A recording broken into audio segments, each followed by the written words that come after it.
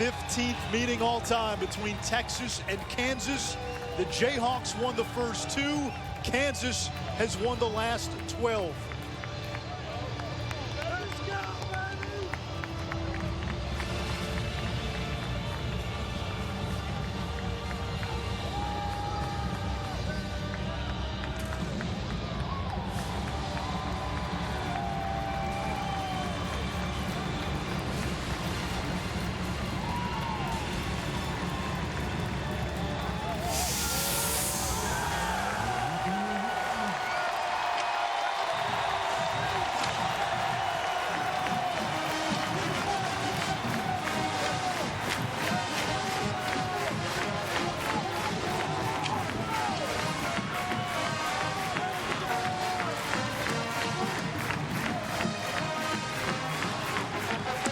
Say good evening from Austin. Anish Shroff alongside Ahmad Brooks and Keith Moreland. It's been a weird season for Texas, 3-5 through 8 games. And Keith, they've beaten Oklahoma. They've also been shut out on the road against Iowa State. What do we make of this team? Well, I'm not sure anybody knows what to make of this team right now. They're Dr. Jekyll and Mr. Hyde. But when they do play good football, and they have at times this season, it happens on the offensive and the defensive fronts. They control the line of scrimmage, and they're able to run the football. On the counter side of that, when they play good defense, they've stopped a run and made the other team one-dimensional. If they can't do that tonight, it could be a long night. This offense has had its struggles tonight against a Kansas team that has really had its struggles. What do you want to see from this Texas offense? I think they've got to win the explosive plays. What does that mean? Yards, runs that are 15 or more yards, passes that are 15 or more yards. And this is the time to do it. Look at this Kansas defense here. They're allowed over 28 plays of 38-plus yards this season. That's horrible. So if you're Texas and you can't come out here tonight and produce big plays, this offense is really stale and needs a performance tonight to make sure that they can get those big plays. It's time now for our Veterans Coin Flip presented by Texas Lottery. The veteran doing the honors tonight, the University of Texas Chancellor and retired Navy SEAL William McRaven.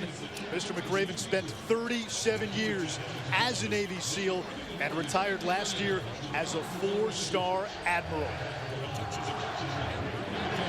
And tonight's game, we thank you for your service to our country and our university.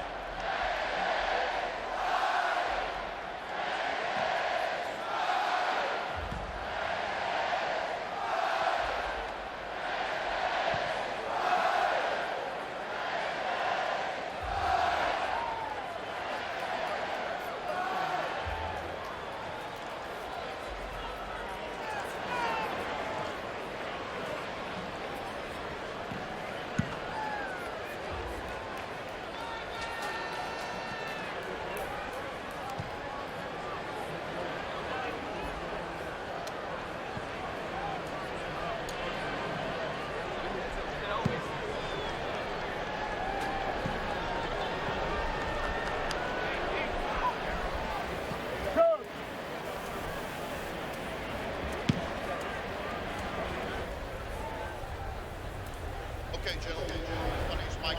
I'm your referee. This is Jim Adams. He's your umpire. Kansas, you're the visitor. This is heads, tails, tails, heads. What's your call? Heads. Heads. Heads is his call. It is heads. You won the toss. Receive. You want to receive. Which end do you want to kick from? We're going to kick it that way. Kick it this way. Okay, gentlemen. Stay right where you're at. Kansas won the toss and is elected to receive. Shake hands, gentlemen. Let's have a great game. So Texas will be on defense first, and James Slater is with the head coach of the Longhorns. Told me they lost their focus in Ames last week. How would you describe their mindset heading into this game tonight? Well, they're set. We went out and had a good practice, so when they ended up in your practice well, you just got to take it from the practice field to the game field. What are you hoping to see from your two quarterbacks tonight? Well, you want to see them just manage the offense and move the football, score some points. Appreciate your time, Coach. Best of luck. Guys, back up to you in the booth. All right, thank you, Jane. The head coach for Kansas, David Beatty, in his first season, a native of Garland, but when we spoke to him, guys, he identifies first and foremost as a Texas high school football coach. Yeah, it's a fraternity, and you get the sense of it when you talk to head coach David Beatty. He talked about his partners here in the state of Texas in the Texas High School Coaches Fraternity, Keith, and you know this, growing up in the state of Texas, some of the best coaching in the country here in terms of fundamentals and learning the right things, but it's also that fraternity that he's very conscious of tonight, coming into Texas, knowing that he's got to recruit this area. And he talks about getting it done for the other high school coaches in the state. Hey, I've got to succeed here at Kansas to make that step. We want to make sure that this entire group here as a whole takes that next step forward. He's trying to get it done. They're back to basic, guys, and that's what Kansas is. They're a very basic football team trying to teach the fundamentals. Kansas won the first ever meeting against Texas 12-0 in 1901. The Jayhawks won 1918 and 1938. Texas has won every meeting since last year. The Jayhawks were blanked by Texas. We got 200 players. From the writer of Rudy and Hoosier. This shout, and the walk-on return man is out to the 21-yard line. Kansas has had its struggles offensively. The quarterback position has been decimated by injuries. Ryan Willis, a true freshman, making his fifth start. They love his arm, Keith. There's no question. He's got a big-time arm. At times forces the football. He can get the ball down the field, though. They would have loved to have put a red shirt on him. But because of injuries, he's had to get involved in the offense.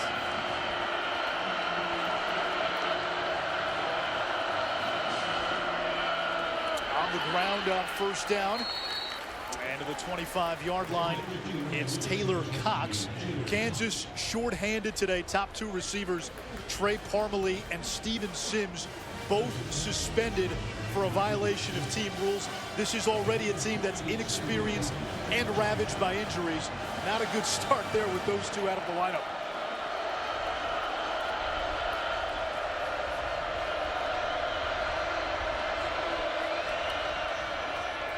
Willis will keep this across the 30 and slides down to the 43-yard line, and tackled by Dylan Haynes. Time for our impact players, brought to you by HEB. Ahmad, when Kansas has the ball, who are we looking for? Well, if Willis is going to run like that all tonight, we may not even have to worry about Tyler Patrick. Number 4, the wide receiver, a young freshman. He'll be one of his favorite targets. And on the opposite side of the ball, Malik Jefferson, they call him the Predator. This kid can hunt, and he looks for ball carriers to take down all game. Willis throwing in the direction of Patrick, incomplete. Devontae Davis on the coverage. Keith, you watched film of Ryan Willis. How many times did you see him take off and run? I saw 85 offensive plays, did not see him run the zone read one time. First time they run the zone read in the ball game, he takes off. That's why you change patterns. You watch, you self-watch yourself. You self-scout to know what you're doing and not doing.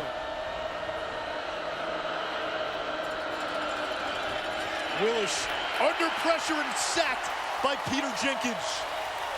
Well, the identity of this Texas defense of late has been the pass rush. 18 sacks now in the last 13 quarters. Well, even last week, you know, Joe Lanning, who just completely run defense, they haven't been able to drag him down and make the play. Third and long situation here. Now they can really tee off on the quarterback. Here's the pressure off the edge, screen pass. And Cox able to get it to the 49, still a couple of yards shy of the first down. So fourth down coming up for Kansas. Great near play midfield. Call. That's a great play call. Third and long. Texas was showing blitz was coming. What do you do to a blitz? Run the screen. I think they go for it here early in the game. What do they have to lose at this point? They're offensively, they try to get some type of rhythm and get going. Interesting call here in the first quarter. 0-8 on the road. Kansas will go for it on 4th and 2.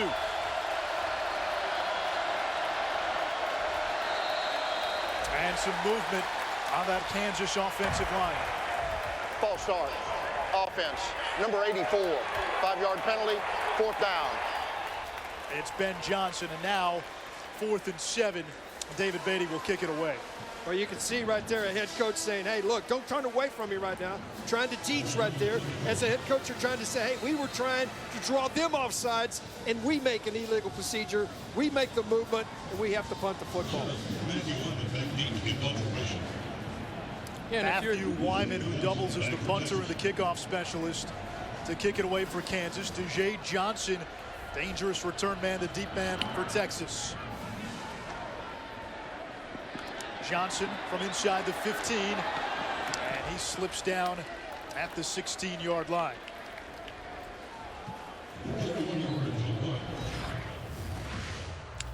The redshirt freshman from Denton Guyer, Gerard Hurd, under center for Texas. Right now, Ahmad, he's more of a runner than a thrower. Yeah, and he doesn't have to be a thrower when you've got exceptional ability to run the football, and I think he needs to rely on that heavily. Last week, a few times they dropped back numbers in zone, and he just patted the football rather than being decisive, running, using what is his greatest asset right now, which is his legs.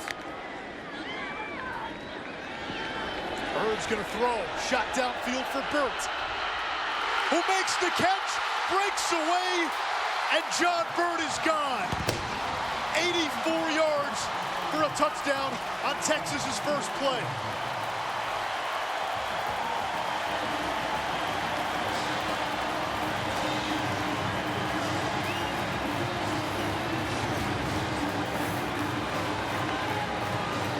And that was really the play that Gerard Hurd needs to get his confidence going in terms of throwing the football.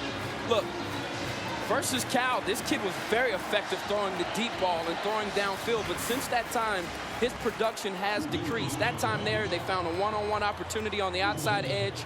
And let me say something. John Burt, number one, is a mismatch nightmare for defenses with his height and his ability to run. The kid was a former hurdler, and you saw him there with the breakaway speed. 16th catch of the season for Burt. 5 have gone for more than 35 yards. That was 84 and 6.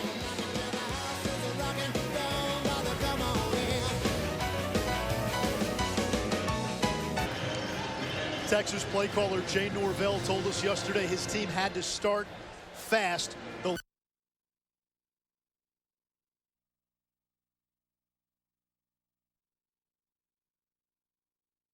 And you know, and it goes back to when you start fast, you have that early confidence, and that's what really helps you establish a lead and then eventually close ball games out, because you know you've been there before in a ball game and already know you can do it. I think the defense also gets a big charge out of it. Yeah. I mean, I think that's just different.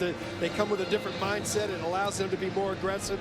They're not playing cautious defense when you've got a lead. You're playing more attack defense.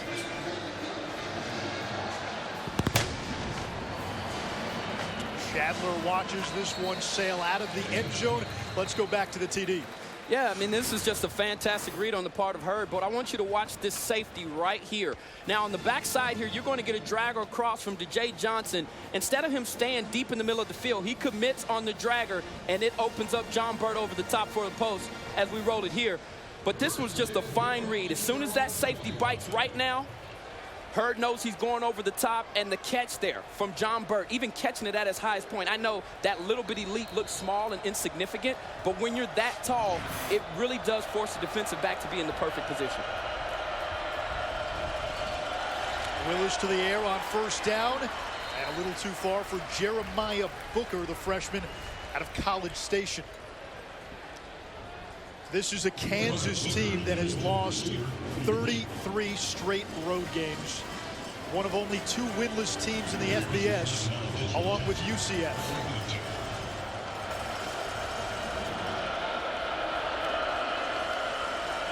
DeAndre Mann, the senior out of Miami, zigzags his way to the 31 for a gain of 6. And 3rd and 4 coming up for Kansas.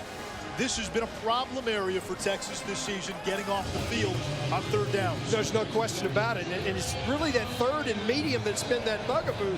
Instead of getting off the field, they've allowed this 3rd down conversion. Big one right here early in the game.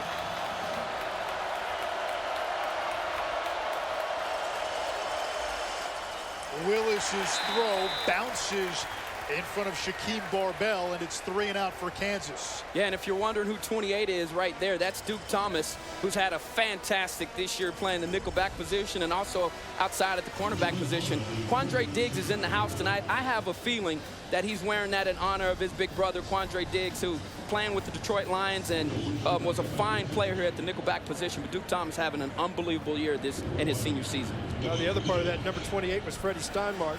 Well, true, too. Okay, you got me.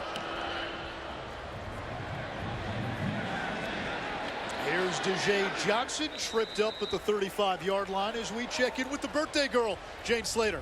Why, thank you, Anish. Yeah, as Ahmad was talking about 28, Duke Thomas wearing that number. That is in honor of Willie Steinmark. As a matter of fact, we don't typically see Texas make that many changes to their uniforms, but the jersey, the socks, the helmet are all supposed to be symbolic of what the team wore in 1969. Guys, back up to you. Throwbacks. Yeah, earlier today, the Freddie Steinmark scoreboard was rededicated. Got the movie coming out, My All-American, which chronicles Steinmark's courageous story.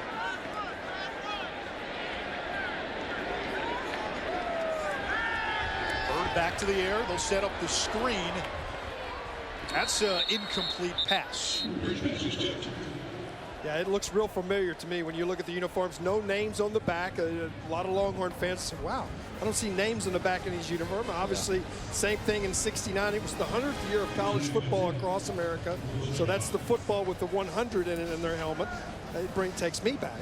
To that. Yeah, no doubt. I've seen that before. The only thing that's really different, the face masks are a lot better today. True. Now, you didn't wear the leather helmets, did you, Keith? Ah, okay, I'm just checking. No, it was a Rydell. Right on, right on.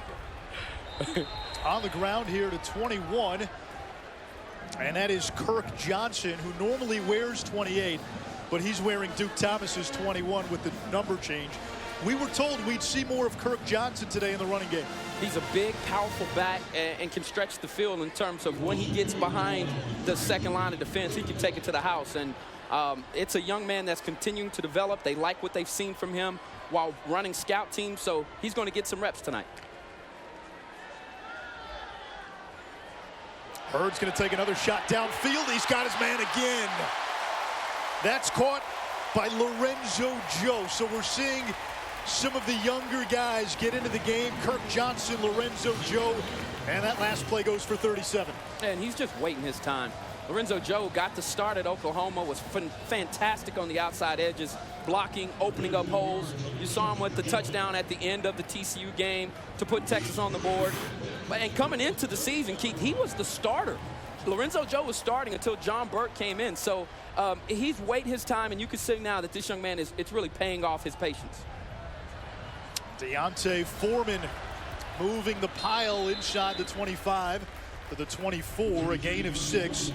Foreman had back-to-back 100-yard games against TCU and Oklahoma, and then suffered a foot injury against Kansas State. Really hasn't been the same since.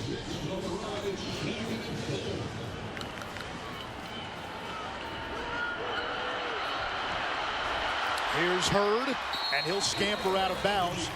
A strong start so far for the redshirt freshman. He picks up a first down there. Already over 100 yards passing. That's something Texas hadn't done in any of its last 3 games. And it starts up front. I think he's had time to throw the football, able to pick out receivers, and the rhythm. We heard an awful lot this week about rhythm. Him getting in rhythm, getting back in his drop, setting, find his target, and deliver the football. Here's the pressure. Hurd for the end zone, incomplete, intended for Amante Foreman. They've had success on Ogletree, that corner on the right side. See if they don't now isolate him maybe with a receiver on the outside on that right-hand side, the left-hand side of the defense, the right-hand side of the offense. Slot receiver is Ryan Newsom, freshman from Aledo. Screen pass, incomplete. He wanted Newsom, and those short mid-level throws, sometimes that's where Hurd has struggled. Well, that was a package play. So there, he's got an opportunity. He can hand the football off, or he can get Ryan involved with throwing that ball. It was not thrown on time. It was thrown too high. And unfortunately for Hurd, that's been the case the last couple weeks. And I really believe that he needs to be able to hang his hat on the quick passing game in order to have success. Jonathan Gray, the tailback, on third down. Kansas brings the blitz, picked up. Hurd. There's a flag on the play as Hurd dives inside the 15 to about the 12. It'll bring up a fourth down. Let's see what the penalty is. Usually it comes in that part where it's holding right in the middle of the offensive line. I don't think that they'll take this penalty. I think they'll decline it. Holding. Force fourth down. Offense. Number 74. Penalties decline. Fourth down. Mike DeFee, our head referee. And Nick Rose will come on to attempt a field goal. Well, they were coming with an inside blitz there.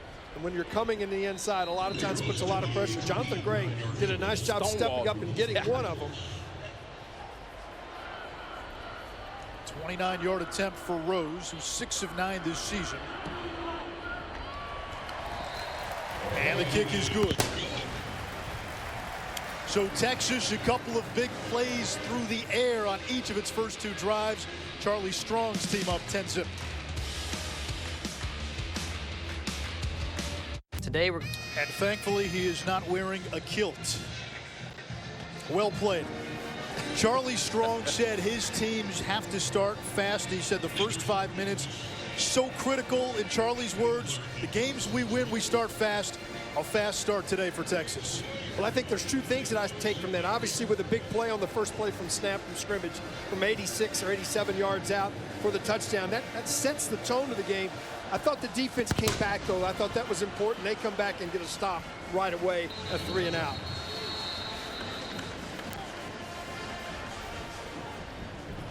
Texas coming off a shutout loss to Iowa State, 24-0. Already more pass yards than last week, and already more drives that resulted in the ball going deeper into the opponent's territory.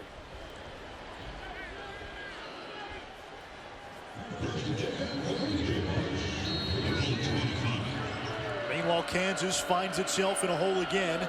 They were blown out by Oklahoma a week ago. Willis finds his backup tight end, Kent Taylor. And the transfer from Florida picks up 5. And it wouldn't surprise me to see Kansas go up-tempo here and continue the empty look, because what that really does is it slows down that rush and spreads out that defense, and it allows this young quarterback Willis to be able to spot the blitzers a lot quicker.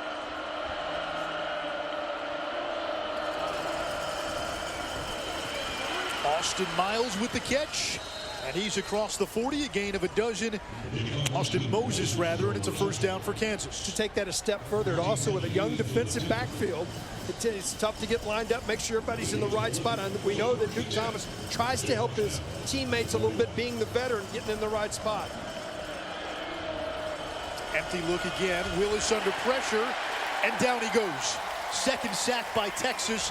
It's a loss of 12. Poona Ford with his second sack in the season. And here's what's most impressive to me. When you can get pressure on just a 4-man rush, a simple twist on the outside, and when Texas can do that, their defense plays so much better, because now you can drop numbers back in coverage. And when a quarterback starts playing anxious, and when they start feeling that pressure, that's when, as a defensive back, you better start looking, because you may start getting your hands on a couple of those footballs.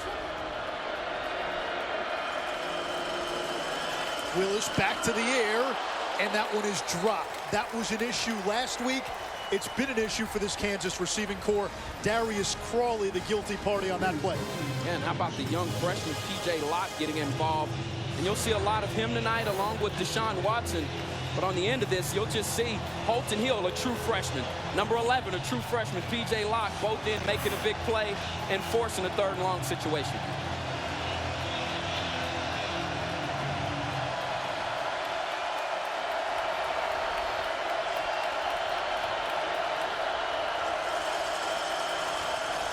Willis's pass picked off. Dylan Haynes down the sideline and finally taken down by the quarterback at the 4-yard line. 8th career interception by the junior. And it's 4th on the year, and he's got the best hands of all the defensive backs. And as I said it a few plays earlier, Willis on that particular play was just flustered. You watch him here, there's really not a lot around him, and he threw this ball in the wrong location. It was inside when it should have been out on an out route, and Dylan Haynes makes him play.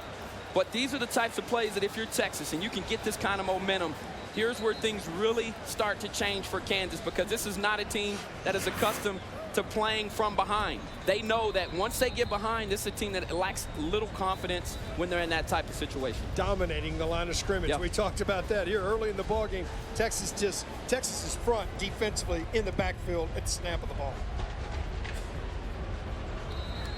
And with the ball inside the 5, we get our first look at the 18-wheeler package. Tyrone Swoops in at quarterback. He'll run. And a nice tackle from the backside by Fish Smithson, the safety, who leads the Big 12 in tackles. Yeah, this is a fine play. I mean, he just comes off the edge and chases the play from back, but from behind. And, you know, Swoops is not a speedster, but you'll see him here right in the middle of your screen. And this is a fine play because Tyrone Swoops had the edge, and he had blockers out in front, and that would have been an easy touchdown, and Swoops would have walked in had it not been for the effort there from Fish. Swoops running strong side, cuts it back, reaches for the goal line. Touchdown, Texas.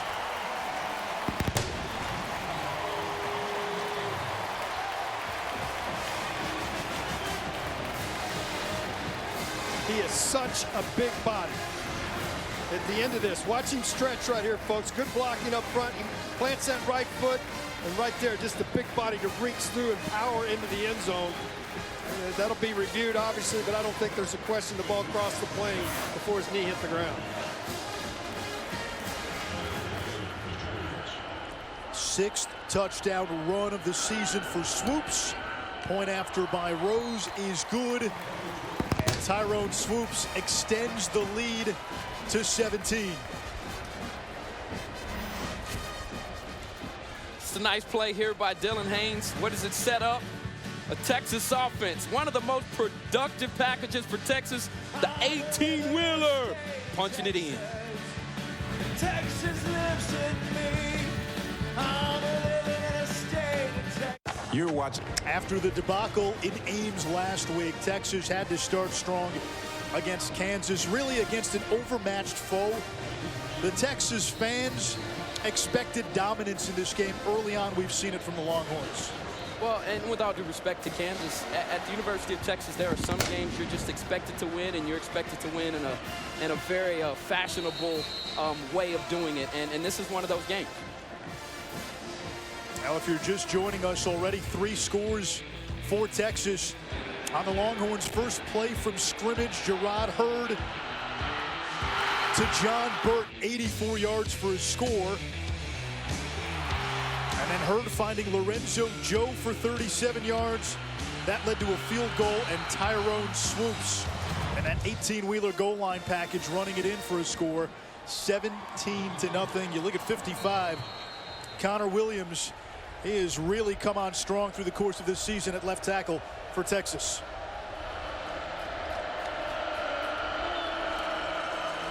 Kansas on the ground. Keon Kinner turns to the 30. Kinner last year, the National Junior College Player of the Year at Navarro. Almost 1,700 rushing yards. Still trying to go into hurry up are the Jayhawks here. They would like to get into some type of rhythm themselves offensively. Kinner looking for the edge. Hall slowed him up, and only a yard. Keith, hurry up is great, but you've got to be able to move the sticks to do it. Well, first down is what creates that. I mean, more first downs create it more, where you can get quicker to the line of scrimmage. But if you're trying to run some clock, and yeah, they would love to control the clock a little bit here and take some plays away from Texas offensively, but they've got to make first downs.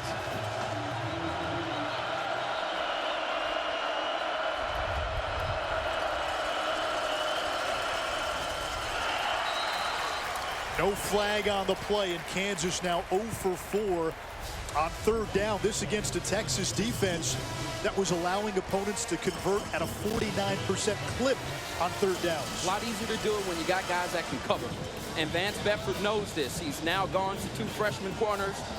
Devontae Davis, along with Holton Hill, and these two young guys challenge you. And even there, you saw the coaching. It continues for Vance Bedford as he's trying to get these young guys in order. But they've really helped on third down in this game because they're locking down wide receivers. This one bounces out of bounds. So Texas gets it back, already up 17-0. It's a 39-yard punt by Wyman. And Jerrod Hurd has taken some shots deep in the early going, and he's connected. Well, he has gone vertical in the ballgame. Still, one of the other things that, I know I need to see when you look at Hurd is to get into those situations when he's in third and medium where he can find a short receiver when it's going to be tough to run for those yardage. He's still working on reads. He's not going to be a guy that's going to have a progression of 1, 2, and 3. He's really going to be a 1, 2 and get rid of the football.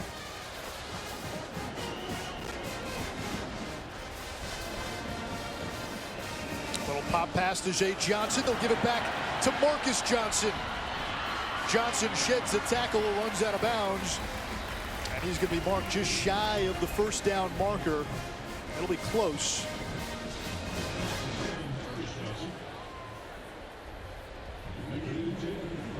They do give Johnson a first down, so Texas moves the sticks.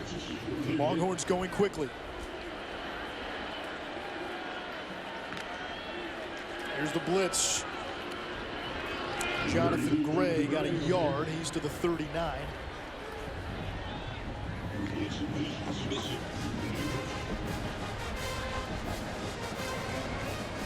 Also changed center here as Jake Rollerson is now getting some time here at center spot.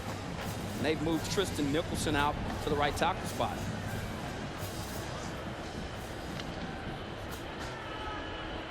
Hurd up the middle.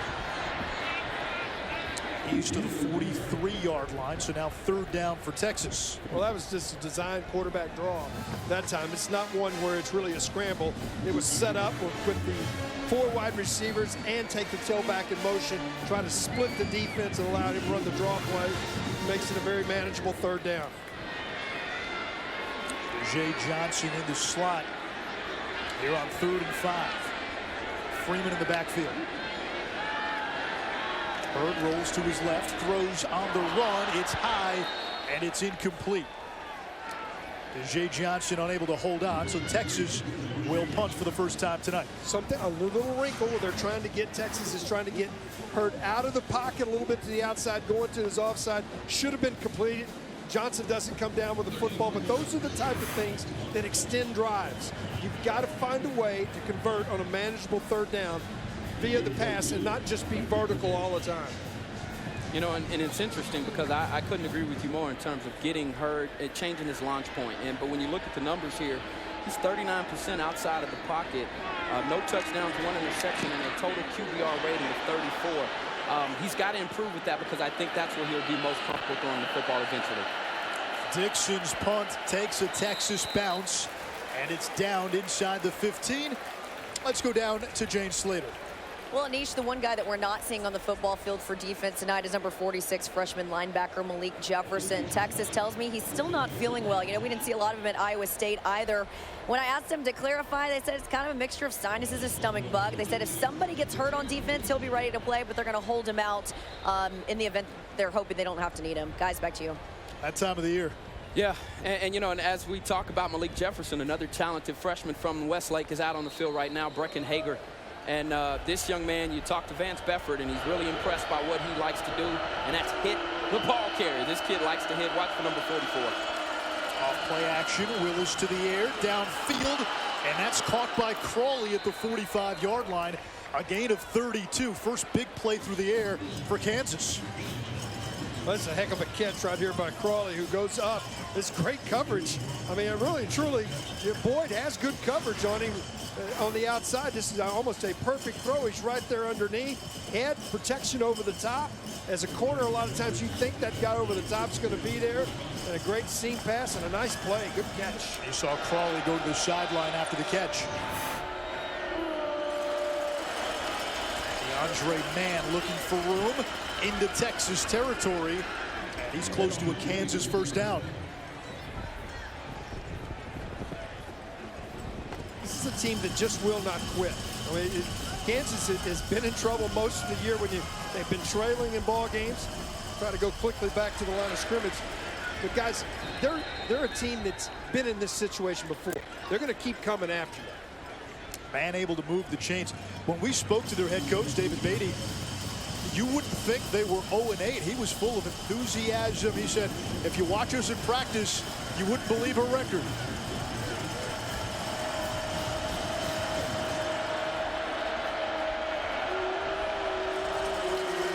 Man once again, and he gets a yard, 2nd and 9.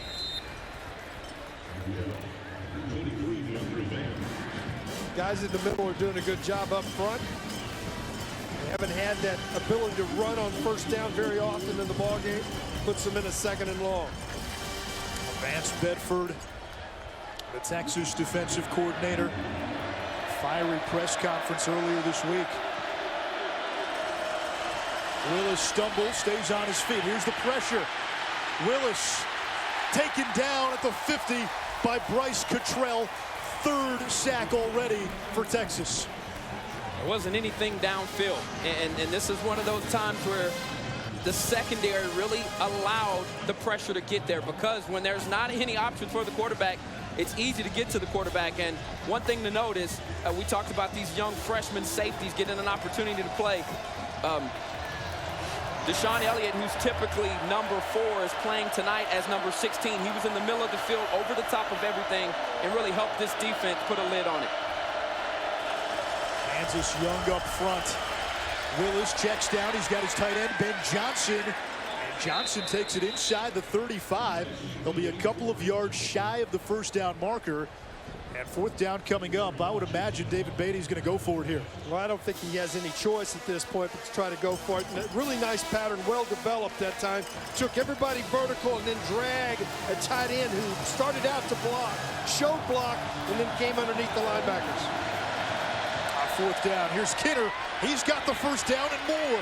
Kinner lowers his shoulder inside the 20 for a gain of 14. Deshaun Elliott on the stop. Yeah, they just didn't allow Texas enough time to get set and to get the play call in. The defensive staff was trying to make substitutions. By the time the guys got out there, they're looking to the sideline, barely get their hand in the dirt. Once again, tempo offense. They're really trying to take it to Texas now. Texas late to get lined up. Willis looking for room. And he is dropped at the 16-yard line, a gain of 3. See the end of this play right here, boy. That's when your mouthpiece comes flying out. That's delivering a blow right there you were talking about. Yeah, and that's Elliott there. And I can tell you, I really like this young man. When you look at his frame, he's got long arms. Defense, 12 men on the field at the snap. 5-yard penalty from the previous spot. Replay first down. And you saw Texas late getting lined up there. I was talking about Elliott here, but the confusion is coming along with they're going so fast right now. And when that happens, it's really hard for a defense when you're trying to come on in the field, make sure you're in on the right package, look to the sideline, get the play calls. With the way that these offenses now really press the gas.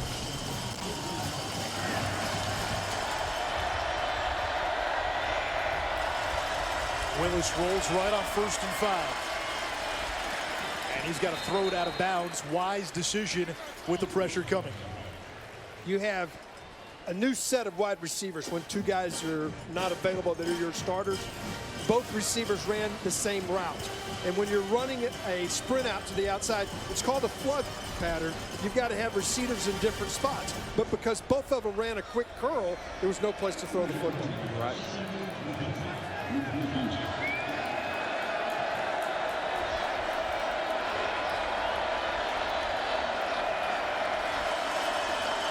Willis again rolls right, throws it back. Caught by Kinner, makes a move. Kinner to the 5. And into the end zone.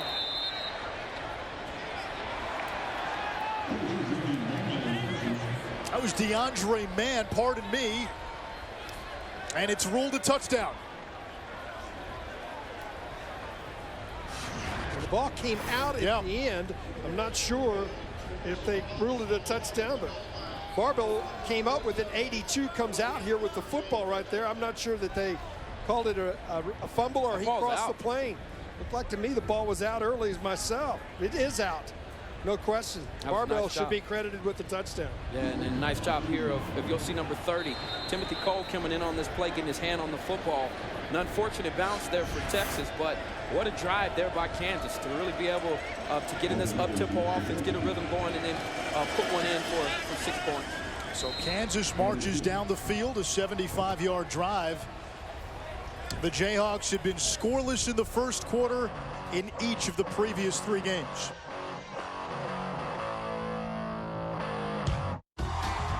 Young Kansas team, 38 first-time players, most in the FBS, 32 first-time starters, playing a lot of walk-ons, a lot of true freshmen. But the Jayhawks able to answer after Texas scored the first 17 points of this game. David Beatty is building this program not just from the ground up. We're talking about from the first stone, from the first brick up. Yeah, and when you're at Kansas, and this is a program that has struggled mightily, I think you've got the time. And the only way to really get this program back on track is you've got to start with your youth and be able to develop them.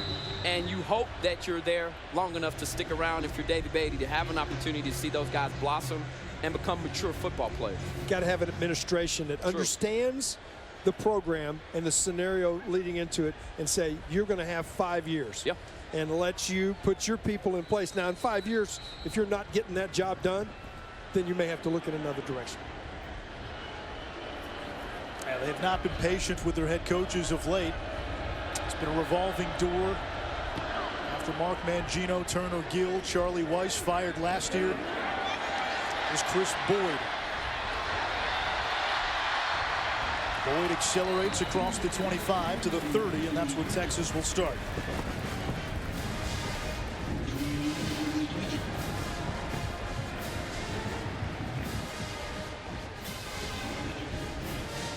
There's a lot of guys on these field tonight on both sides. Guys were playing high school football on Friday nights last year.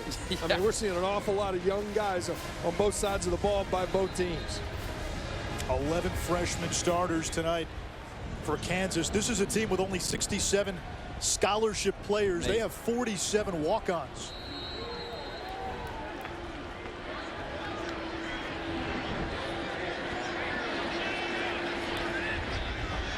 This time, Ja'Jay Johnson fakes the reverse, in trouble, and he's going to be tackled for a loss. Tackle made that time by Michael Glatzik. And that will take us to the end of the first quarter here in Austin.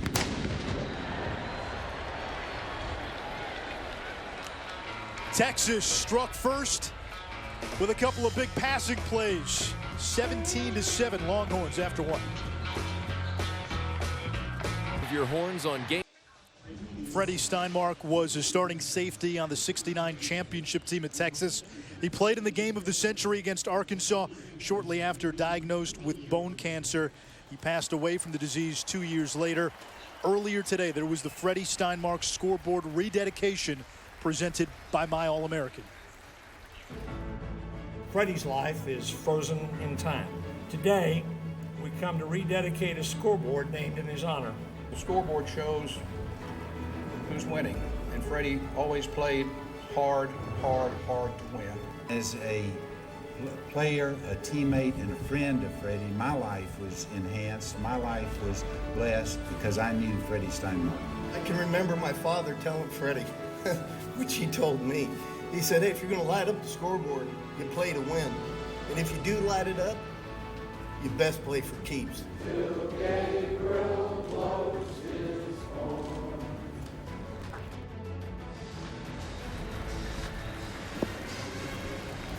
It's a revered name, guys, here on the 40 acres. Well, I actually was coming on campus right at the time of this when the scoreboard was dedicated the first time to Freddie Steinmark. He was an unbelievable individual, and it's a heck of a story. And if you're going to get the opportunity to go see My All-American, I promise you it's a heck of a story. Marcus Johnson with the reception. 10th catch of the season for Johnson, and that's a good sign from Gerard Hurd on those medium throws. I couldn't agree more, because I think for him as a young player, put routes in front of his face that either force him to be able to see those routes, but when you get outside of his peripheral vision right now, when you watch him on film, it's been extremely difficult for him to find targets when they're not right in front of his face. Hurd on the run, and he will chuck this one out of bounds toward the Texas sideline. So 4th and 3 now for the Longhorns. Well, I'll answer you right there. A perfect example. Trying to go to a quick slant right there, really wasn't there. There wasn't great separation there, and he started to put the ball down real quickly. Sometimes you got to hold it that extra 1/10 of a second and allow your receiver to make a play and get open. Derek Neal, the deep man for Kansas. So back-to-back possessions ending with punts for Texas after the Longhorns scored on their first 3. Dixon punted 9 times last week. Neal touched that.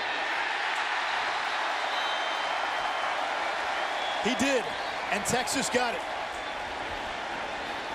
A special teams miscue by Kansas. Now, there's still a long discussion here. Now they award it to Texas.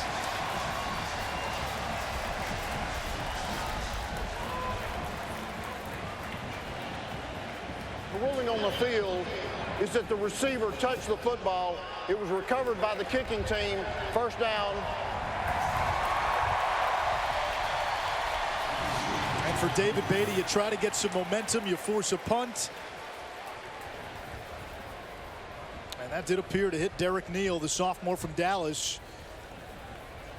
That was close. The thing you want to look for is, does it change the trajectory of the football? It's hard to tell there. I don't think there's anything there that they can overturn this call with from the call on the field, because it really was hard to see if he touched it or didn't touch it, but the call on the field said he touched the football. Kirk Johnson recovered it for Texas. You cannot advance a bumped punt. And the Longhorns will begin in the red zone. I think you're going to see a challenge here. Yeah.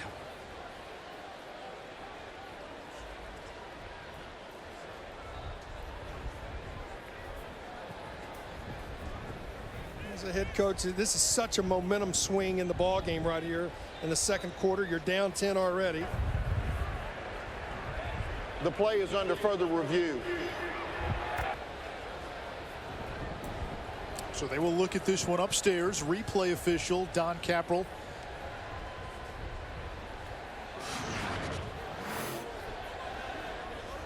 Well, as I said earlier, right here, did it catch his finger? There's not enough evidence to say he did or he didn't, but can you overturn a call when you can't tell? You just really can't tell right there whether he made contact. Listen to the first view that you can look at. Watching it live, that was my first inclination. Did he touch it? And then on that first replay, it appeared that he did. If it didn't, the ball went right through his hands. One more opportunity right there. His fingers. Boy. Well, here's the thing. If there's not indisputable evidence to overturn the call, you default to the ruling on the field. So if we can't tell from looking at the replay, it's going to be Texas ball. I would concur.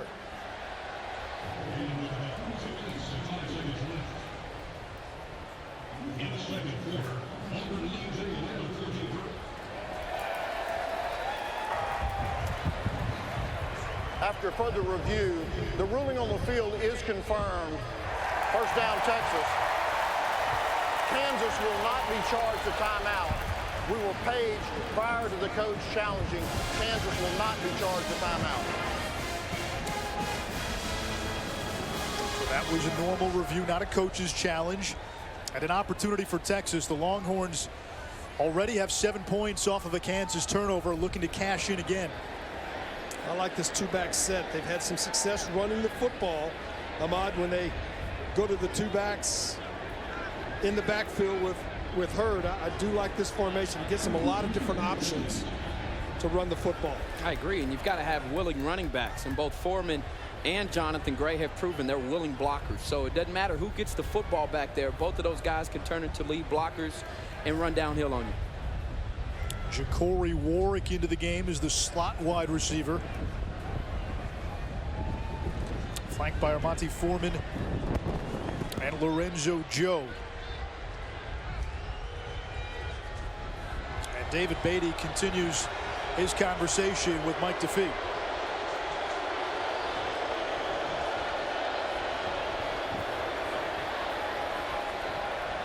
It's been that kind of season. Well, his defense needs to play some sudden change defense right here, because you thought you had held them as a defense, and now all of a sudden you're defending 17 yards.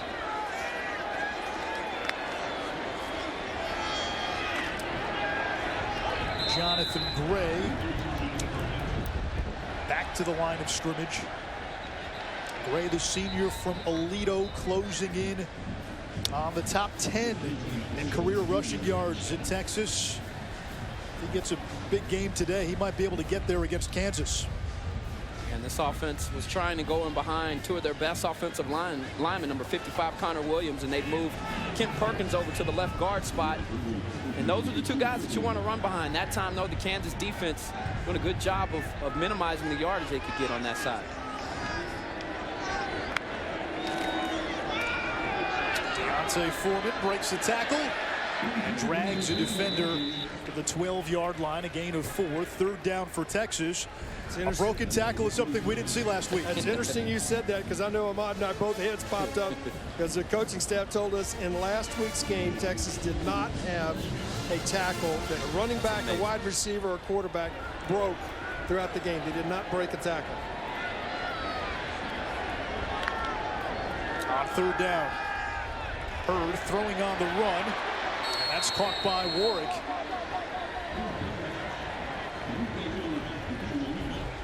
This time rolling to his right, guys.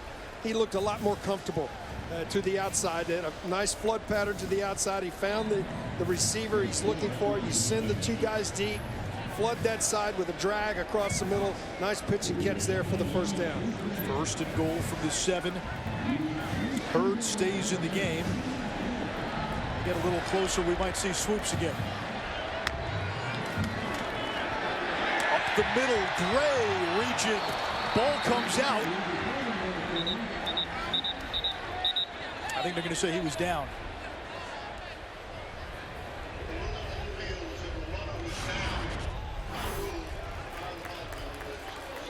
That was Foreman. Brown caused the fumble. I think he was down before the ball came out. I think it was that elbow. Yeah, right there. That right elbow. Yeah, when that elbow goes down, he's down.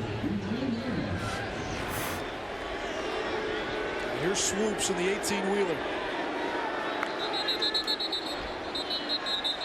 They might be looking at that last play. Nope. I think Kansas took a timeout. Kansas takes its first time out of the half. 30 seconds in duration.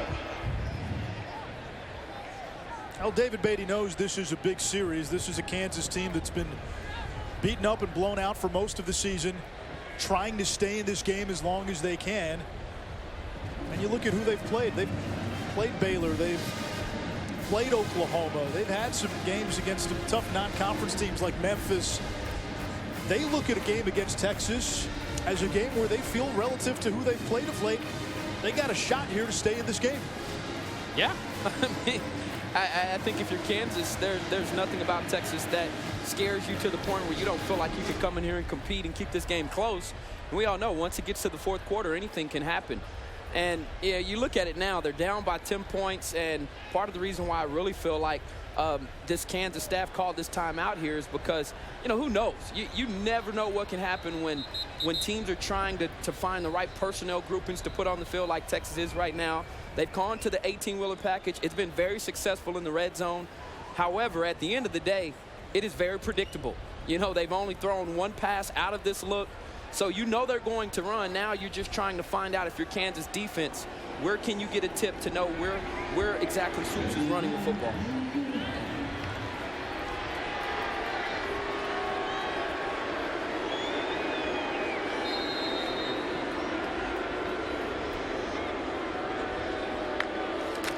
On 2nd and goal, Swoops into the end zone for his 2nd score.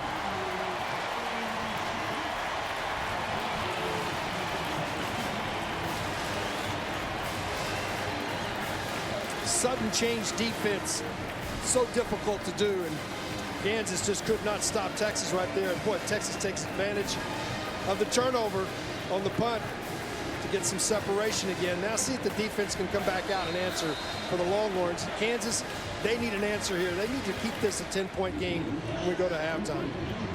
David Beatty's going to tell his team, listen, it's been turnovers. 2 Kansas turnovers in this first half had led directly to 14 Texas points if this point after is good. Texas here struggling getting the right personnel on the field. Play clock down to 2, down to 1. Delay of game, kicking team. 5-yard penalty, we'll have the try.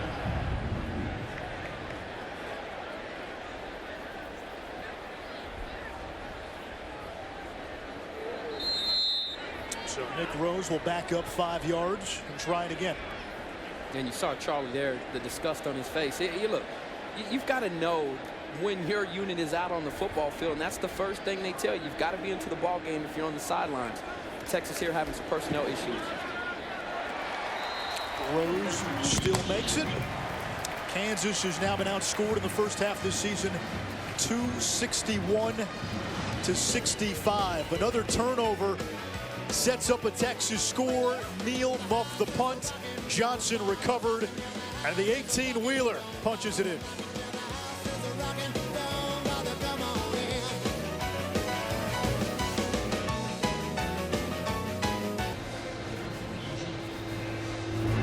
Banging away on Big Bertha, 24-7 Texas. 14 points off 2 Kansas turnovers. This Longhorns team started the season 1-4. Not exactly happy times in Austin. Charlie Strong gained some currency with his fan base as Texas tries for the onside kick, but Kansas there to recover. Longhorns beat Oklahoma, went into the bye week, beat Kansas State, but then a lot of that goodwill evaporated with a loss to Iowa State last week. Strong's team got off to a strong start tonight against Kansas, scoring the first 17 points. And the third down defense, which really hasn't been good all season, has been much better tonight. Well, I think that is such an important, that's a money down everybody talks about. And last week, allowing 15 conversions on third down, none so far this week. Empty set, Willis to the air, gets rid of it quickly, and he's got Taylor. He'll get forward progress to the 45 for a gain of 4. And it really looks like this Kansas staff has told Ryan Willis to get the ball out of his hands. This Texas defense has really applied some pressure early on. And you can see now they're relying more on their quick passing game, 3-step drops. That's dropped by Taylor. And that continues to be a problem for this Kansas receiving corps. It is of note the Jayhawks are without their top 2 receivers, Parmalee and Sims, suspended for a violation of team rules. Well, drop, you can't do much about that, but it sure does change the complexion now. Another third down opportunity for the Kansas offense.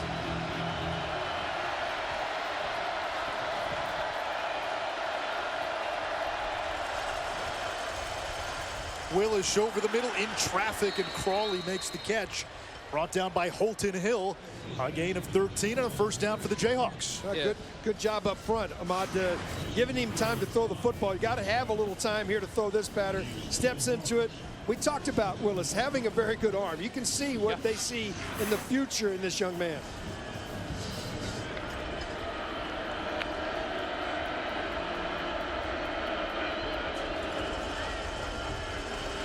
Beatty going downfield for Patrick. And broken up. Devontae Davis with a terrific defensive play. Yeah, and if he had this one back, you see it here. He just leaped too soon, you know, and you've got to time your jump. And he's already a tall guy. He might have been able to just run through this catch and not even leave his feet.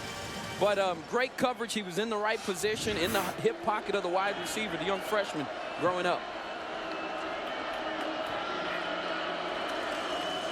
On second down, Willis pumps. Here's the pressure.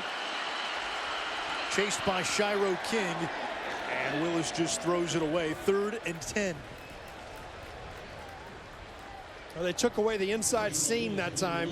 When you have a seam route, it's a quick release. At that point, Willis tried to make something happen by getting outside the pocket. I don't like to see quarterbacks throw back across their body into the field of play. Ill-advised. Shiro Davis on the pressure. 3rd down and 10. Kansas 1 for 6 on 3rd downs. The last 3rd down conversion was the first.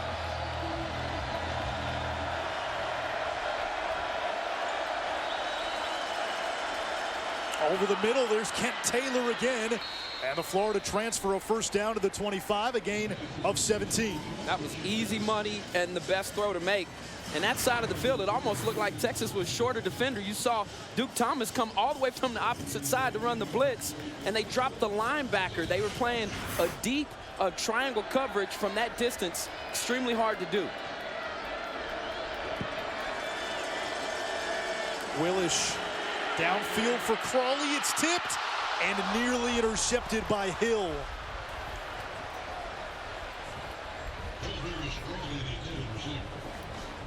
Ball floated on Willis. He was trying to get something to the outside, and the ball just kept floating on him. He did a nice job of playing defense. As a wide receiver sometimes, and you know you can't catch it, you've got to get a piece of it. He does just enough to keep it from being picked off.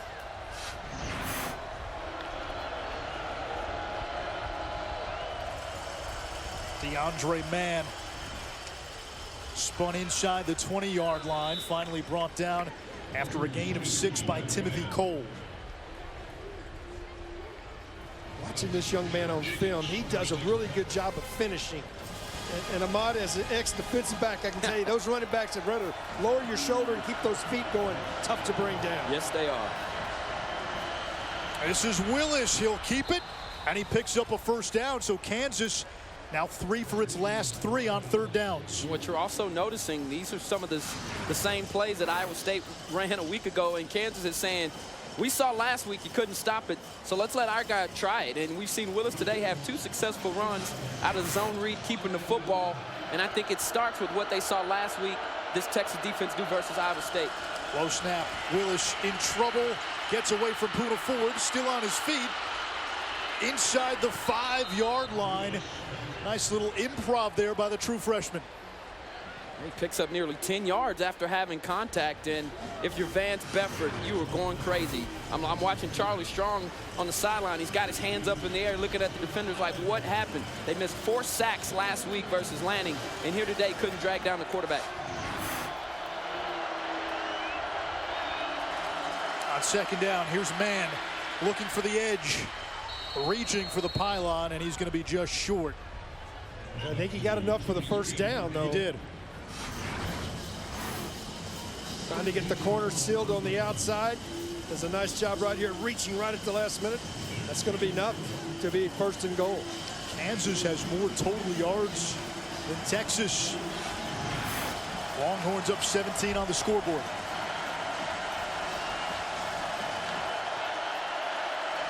Man, up the middle. No signal yet. He appeared to get in, and now ruled a touchdown. First rushing touchdown of the season for DeAndre Mann. And guys, it looks like more miscommunication on this defensive line.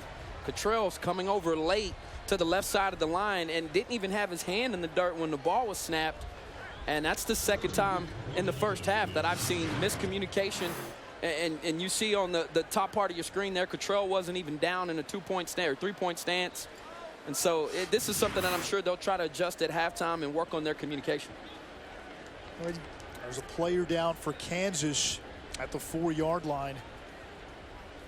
Larry Mazik, the senior right tackle. He missed last week's game due to an injury. Kansas actually started 2 true freshmen on its offensive line a week ago. Right now, though, if you're David Beatty, you're telling your team, listen, if not for these 2 turnovers, it's a different game. You look at the yardage, and some of that is skewed because Texas started with a short field a couple of times. But Kansas, the last few times, has shown it can move the ball against this Texas defense. And converting 3rd downs on that drive. Did a nice job of mixing the pass and the run, the quick short passes, and then they tried to get vertical 3 different times. You saw Willis try to go down the field 20, 25 yards. 5'6" Nick Bartolotta. They call him Yoda. On for the point after. And the kick is good.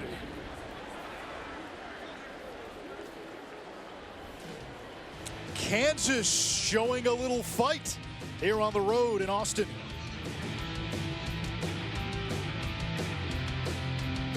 This football on Longhorn Network, presented by My All-American, is brought to you by Whataburger.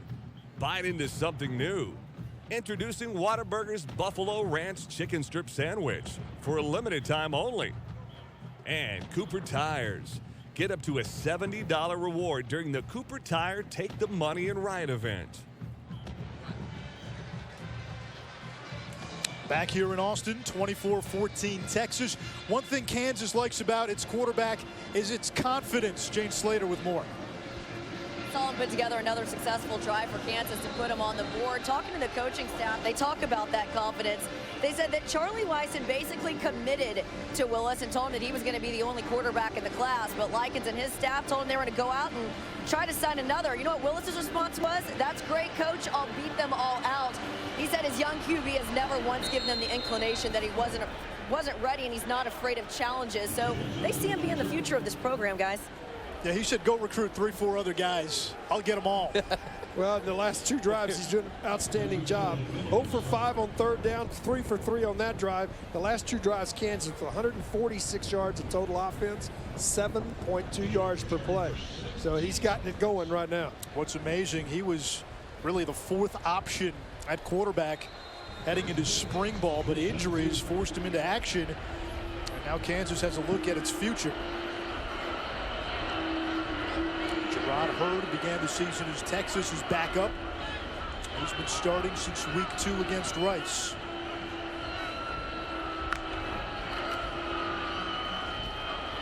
Jonathan Gray gets out of the ambush, crosses the 20, and able to pick up 4. Tackled by Ben Goodman, the defensive end for Kansas, who comes from a big rodeo background. Well, I thought he was one of the best defensive players Kansas has. He's a guy with 7.5 tackles for losses, 4.5 sacks.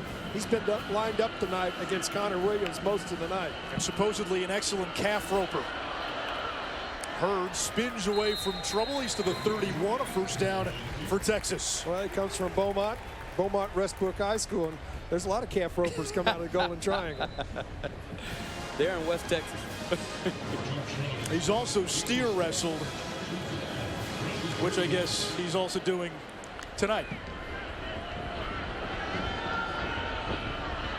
Hurd in trouble, slips away, got away from Goodman that time. Hurd still on his feet. There is a flag. Gerard Hurd all the way to the 40-yard line, but a flag back at the 34. And this might be coming back. You see right at the end, what a great individual effort, Ahmad, to find a way to get outside. Should have had him there. Should have had him here. Now you'll see the block in the back right there. 47. 10-yard penalty from the spot of the foul. Replay first down. And that was Andrew Beck. And one thing, you know, I love seeing these exciting plays. But I think where Gerard Hurd has to get better and have a better understanding there, you throw the football away, you take the pounding off of you, you're back at the same spot. You don't have this holding penalty or the block in the back from Beck. Live to play another down. Yes, sir. And he's so special. But when you've got a talent like that, it's going to be learning when to run and when to sit back in the pocket. Hurd's pass was knocked down by Dorrance Armstrong. Nearly intercepted that, and that's another building block for David Beatty. They really like Armstrong's upside. They do. I mean, he's just leapt to the front of the depth chart completely. I mean, the freshman last week was player of the game, and you see him here, just very talented, long, rangy. He's only 225 pounds, but when he's coming off that edge, extremely good ball get off and can get at quarterback's face and athletic enough to chase down guys like Hurd. 2nd and long. Ball at the 24. Hurd in trouble, trying to get away from pressure. Ball is out. Live ball.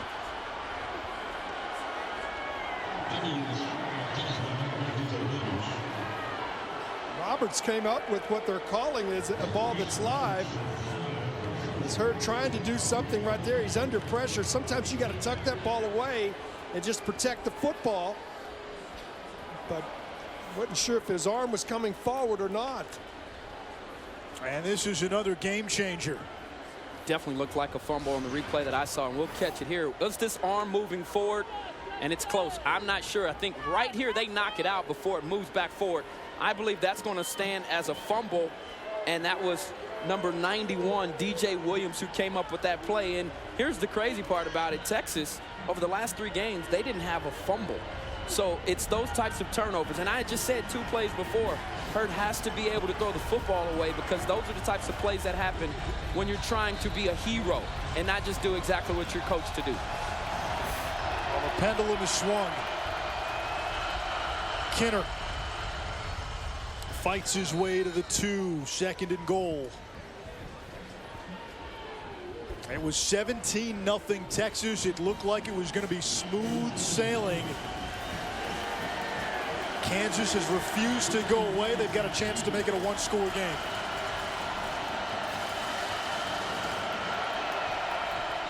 Kinner. That time he stopped. No gain. 3rd and goal for the Jayhawks. And when you run twice like they have here in these first 2 chances, as a defense, you better be sitting on your heels waiting for that play action pass, because coming out of this. That's usually what tends to happen. I'll see a quarterback counter out of this as well. Trips right.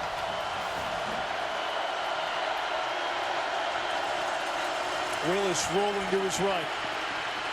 He'll try to run for it. And it's a touchdown for Kansas.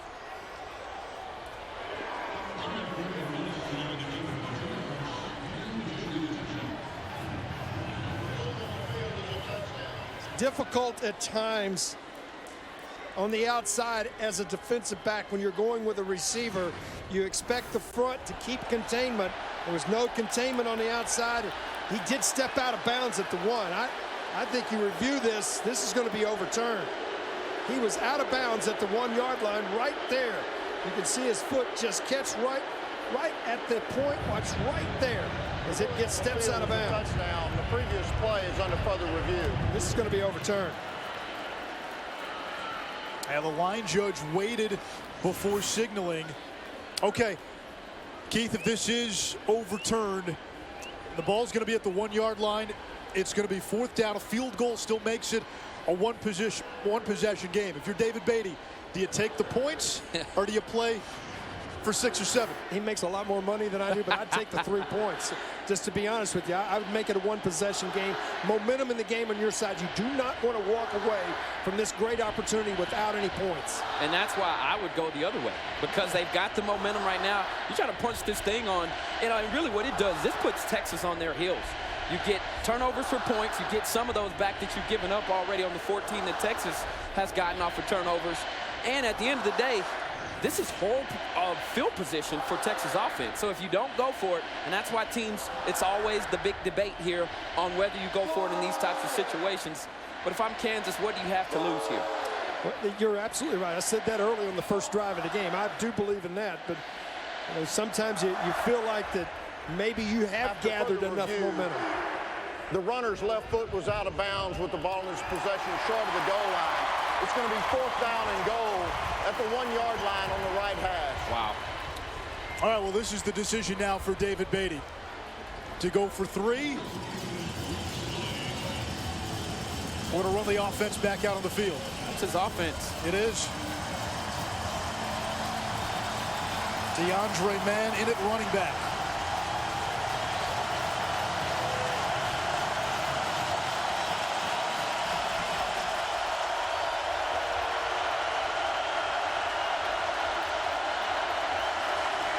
The give is to Mann, fighting his way forward. The ball comes out, recovered by Kansas in the end zone.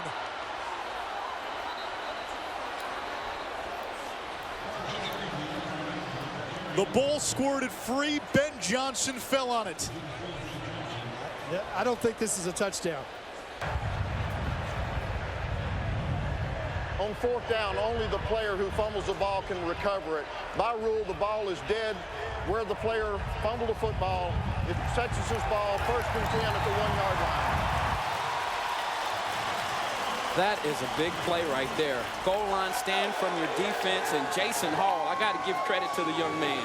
He came downhill, and he squared him up and allowed his teammates to get back to the ball carrier. And I actually believe the fumble was caused by the fullback trying to hit him from behind to put him in. But that was a fine play from number 31, Jason Hall. You'll see him here. I mean, he just stands man up squarely. That's how you tackle. And notice those legs. He keeps churning those legs, trying to run, push him back. That is the only way that can happen. But this is a good momentum swinging play for Texas and for this defense. What a win to come out here and to be able to hold them in a goal line situation like this. Yeah, and that's the difference between third and fourth down. If that's third down, you recover the ball in the end zone. That is a touchdown. On fourth down, you can't advance it. That's a huge play, and it changes the momentum of the game. And sometimes that happens. We were just talking about what do you do in that scenario, and now you're backed up. You'll be back to the 1 yard line. If you're Kansas, you tell your defense here, you've got to find a way to get a stop. Get a 3 and out right here. Get us an opportunity to keep this momentum. And for Texas offensively, you got to push this ball out of here. We're going to step aside. 6:05 to go here in the first half. Texas by 10. Texas base. Our game day crew will break down the first half of Texas on Texas Game Day halftime presented by HEB. Make sure to stick around for post-game interviews and analysis on Texas Game Day final powered by Chevy Silverado. Well, Keith, you said at the top of the broadcast this has been a Jekyll and Hyde Texas team. We've seen Dr. Jekyll and Mr. Hyde in this first half. Well, 157 yards of offense, 2 huge pass plays in the first quarter. Since then, folks, 27 yards of offense in the second quarter. The shadow of their own goalpost, Jonathan Gray, straight up the middle. And he gives Texas a little bit of breathing room.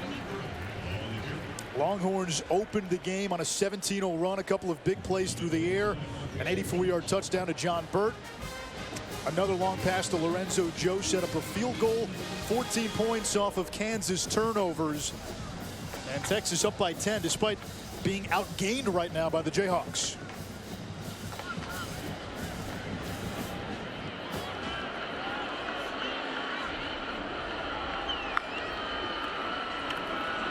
Back to Gray. He gets to the 8-yard line, so third down coming up. And now if you're David Beatty in Kansas, you look at this. If you can get off the field here, you're working with a short field for your offense. Well, it's absolutely imperative. When you look at what Kansas is doing, only 2 down linemen. Their 2 tackles have really played well in this first half. They stand up both defensive ends. It's a 4 front. It's a 4-man front, but only 2 guys with their hand down in the dirt. And those 2 tackles right there and right there have done an outstanding job. Bird's going to keep this one. Chased by Armstrong. Glatzik will try to close. Armstrong makes the tackle, and it's 4th down. Texas goes 3 and out from inside the 10. Yeah, and Torrance Armstrong Jr., 6'4", 225 from right up the street in Houston, Texas, H-Town. Watch him track Gerard Hurd here. And I love the angle that he took. He knew he wasn't going to be able to catch him. He changed his angle, made more of a flat angle, which allowed him to chase him down the line of scrimmage. Look, hey, all that dancing behind the line of scrimmage doesn't mean anything. Armstrong Jr. doing a fine job there and making an individual effort and helping his team get off the field on 3rd down. Dixon will punt from the back of his end zone.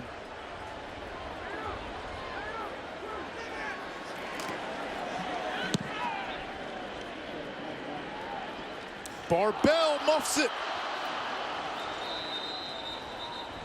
I believe Kansas was able to recover. They got that one. So another near turnover for the Jayhawks. Kansas will have it in plus territory when we come back. From the writer. Texas has never lost to Kansas in Austin. The Longhorns have won 12 straight in this series. It's a 24-14 game. We've seen ugly football, though, on both sides in this first half. Well, you look at it, both teams have had times when they really have excelled. Kansas on their second drive I thought was outstanding. And then defensively they really struggled. Kansas has come back, taking the momentum here in this second quarter. And this is going to be a 3-point game if they can take care of business in this last 3:56. Last year's National Junior College Player of the Year, Keon Kinner to the 40 for a gain of 3, 2nd and 7. Remember the last Kansas drive stalled at the 1-yard line, and DeAndre Mann fumbled on 4th down. And Malik Jefferson also off the sideline now into the ball game.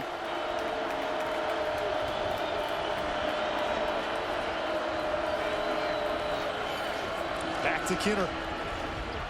And he spins his way to the 36. David Beatty told us he wants to be able to run the football. Kansas just hasn't been able to do that this season because for the most part, they've been down so much. You can't run it when you're down 3 or 4 touchdowns and keep your kids involved in the game. They want to try to get the ball down the field.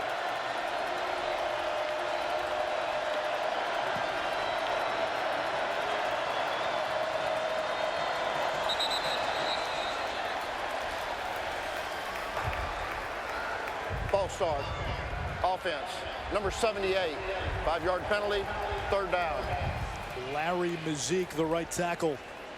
Yeah, and part of that is Texas went with the bare front. So they've got 5 guys on the line of scrimmage, and it makes it hard for the offensive line to determine who's coming on the blitz. That time they only rushed 4. They dropped Malik Jefferson back. But I believe that was the confusion. And sometimes you get a little antsy when you're on that offensive line as the snap is approaching. And I think they'll heat them up right here again. Yeah. Texas has 3 sacks in this first half. No middle of the field safety. It looks like the blitz is coming here.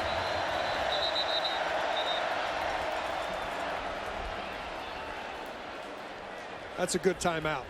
I think they really didn't change the play. Willis came to the line of scrimmage, guys, and looked at that and didn't make the change. The sideline saw that change and came in, and you call timeout in that scenario. Let's go back. Now you anticipate the blitz. You know, I still think they'll heat them up and come after them here. Big 3rd down. Kansas started 0 for 5 on 3rd down, 3 for 4 since. And Texas on the season has allowed opponents to convert on 49% of 3rd downs. Yeah, and one player that's really played exceptionally well on 3rd down has been Peter Jenkins. And I think a lot of that is what he's been able to get in his pre-snap reads. Before the ball is snapped, you can see Peter Jenkins really trying to figure out what the offense is doing and what they're giving you. And when you've got a player like that in the middle of the field, you rely on him in these types of plays to tell us what is coming, what's about to happen. Peter Jenkins, though, is having a fine senior year, and it has a lot to do with the way that he's really developed mentally, not physically. Leading tackler and most experienced linebacker. Screen pass to Kinner. Still on his feet, and Kinner able to pick up a 1st down to move the chains for Kansas. Boy, that's a great individual effort right there, Ahmad. I didn't mean to step on you, but Kinner does a great job on the outside right there. He should have been brought down short of the 1st down. They're right back to the line of scrimmage. You talked about those missed opportunities here. You'll see a poor angle there from Duke Thomas as they're running this up-tempo offense. Willis downfield in traffic, and that's caught inside the 20-yard line. Shaquem Barbell with the reception. It goes for 14 yards. And when the quarterback gets on the move like that, if you're those linebackers, you've got to find the wide receivers. Turn around, pick up the guy that's in your zone. That time there, the linebackers didn't do that. This Kansas offense has confidence right now.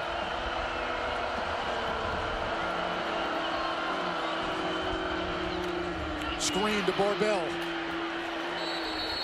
Driven back by Holton Hall after a gain of 3. Tell you what, quarterback took a beating right there. You can see right as he delivered the football. Willis is breathing hard right there, trying to bend over at his waist. They're still trying to go quickly. Tough young man to stay in the game right now. Willis 11 out of 22, 155 yards and a touchdown.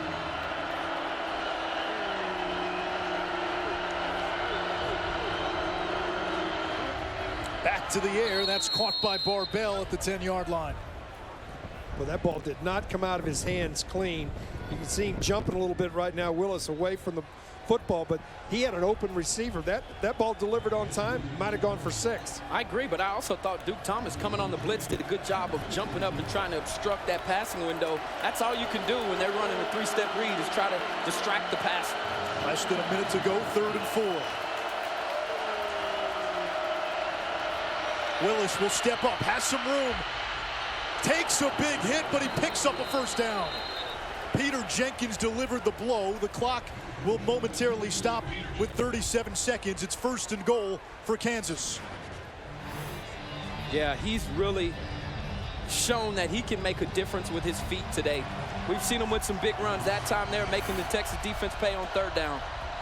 And he'll spike the ball to stop the clock with 34 seconds. Kansas still has 1 timeout left. It'll be 2nd and goal. Is a run play on the table here, Keith?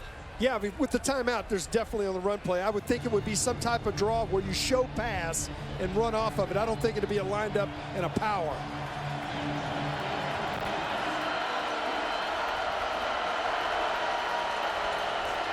Willis looking, nobody home, and he's sacked.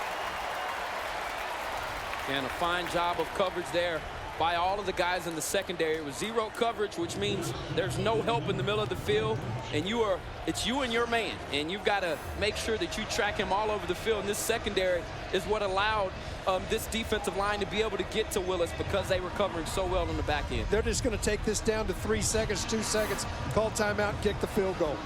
Are they going to take the points this time? Kansas uses its final timeout of the half. And boy, if you're David Beatty, you might be going back to that previous possession right now. What ifing yourself at halftime? Well, I think the possession, though, as you guys talked about, by going for it on 4th, kept a short field that allowed them to get back into this. I don't think you can add the points together here. But the great thing, if you're looking for Texas defense, they have prevented them from getting in the end zone. Now they're going to limit it to a field goal attempt here. But I think there's so many things to look at this point of the half. Kansas has rushed for more yards in this half, and they've run it in the last 5 out of the last 6 ball games. So they're able to move the ball on the ground. The other part of it, they're very much in this game because they've stopped the Texas offense in the 2nd quarter. They've got a chance to go into the locker room down 1 score despite 3 first-half turnovers. 26-yarder from Bartolotta. Kick is up, it hits the upright.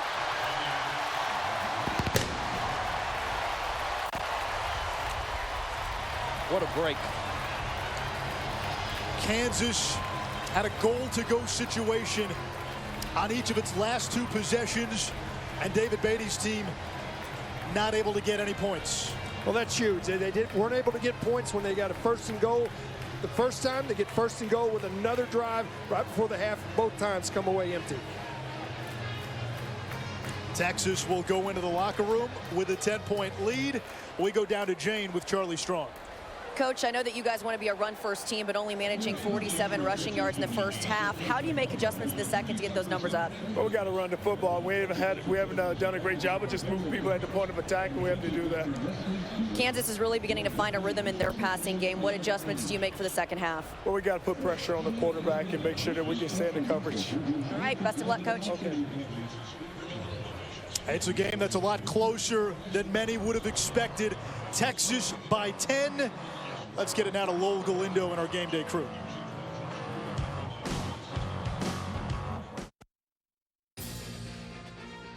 Texas Game Day Halftime is presented by H-E-B. Here's your host, Lowell Galindo.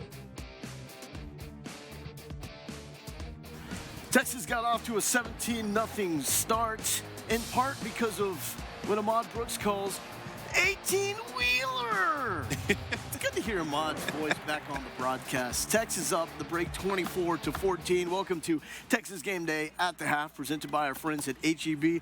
Did you get the groceries, VY? No, I didn't get them. Working on but that. we liked them, though. Ricky Williams, David Thomas, Vince Young. Guys, right now it's a 10-point lead for Texas, but could be very different. We've got back-to-back drives for Kansas inside the red zone come up empty. Credit the Texas defense with that, but how do you feel at this point? Well, you know, Texas got off to a great start in the first quarter, and it seems like they fizzled out in the second quarter. And luckily, the defense made 2 red zone stops to keep Kansas from scoring more. Otherwise, it could be a tie game, if not closer. Yeah, Texas came out and they played really well in the first quarter. Great start, getting up 17-0, and then once Kansas actually got on the board, it seems like things have kind of slowed down for Texas. You want to see them handle success a little bit better than they have. You know, whether it's winning 2 games and then going out against Iowa State, and then tonight they get up 17-0, and then really they've let Kansas back into the game because they haven't been able to convert third downs on offense. And a lot of credit to the defense coming up. Offense is down there, and they've given up no points in the red zone. Yeah, and with me, like me and Rick said today, we said that Kansas was going to come out and play. So I want to, credit those guys for, yes, their record doesn't show what type of good team they are, and came out and hit Texas in the mouth, and they wasn't ready for it. They did come out. Texas did come out, did some really good things, and they starting to fall back off in the third down and stuff like that. They have to do better on third down. But I also like the guys throwing the ball around a little bit more. I like to see that Hurd is out there throwing the ball, so I'm happy Jay. Throwing the deep ball. Deep ball, yeah, I like to see that today. That's pretty cool. But that's obviously part of the offense. You take that away, though. That's 84 yards. You're at 190 Well, the first play of the game, right the first play of the game to go deep after 3 weeks of struggling throwing the ball. Yeah, they've had more passing yards in the first half this game than they've had in the whole game, the 3 previous games. The one concern is the running game has been struggling. They haven't been able to get anything started on the ground, and I think that's put them in third and long and made it difficult for them to convert, especially in the second quarter. And the thing I like about that very first play of the game is that's a play they ran against Iowa State, and Gerard Hurd made the wrong read, and it almost was a pick six. The DB for Iowa State actually dropped it, but they come back with the play that they ran last week. He gets the read right, and it turns into a huge play. A huge shot of momentum, and Texas is well documented how much better they've played, what their record is like when they score first versus when their opponent scores first. So to come out on the first play and hit a play where the Gerard Hurd did not read right, but he read it right this week and scored a touchdown on it. That's some big momentum. Yeah, shout out to my man Chip with the jerseys tonight. Really nice. Jerseys look really good. Got the black shoes on. So shout out to my man Chip for representing the throwback jersey tonight. Your friends are here, Ricky. All 4 of them. All 4 of your friends are here. Enjoying life, baby. This is what happens when Texas win. It gets hype, baby. We love it. We love it. We love it, baby. How do you think Gerard Hurd has played so far? We mentioned the big pass off the top, but after that, what do you think? I think he's played pretty, okay. But again, I did call out my man Jay, where is you, on the show earlier. So I just like that he's spreading the ball around, throwing the ball, giving him an opportunity to go through some reads and make some big throws. I still would like to see him sit in the pocket a little bit longer. I like how that under route he had with Marcus. I like to see that he got the ball out on time real quick.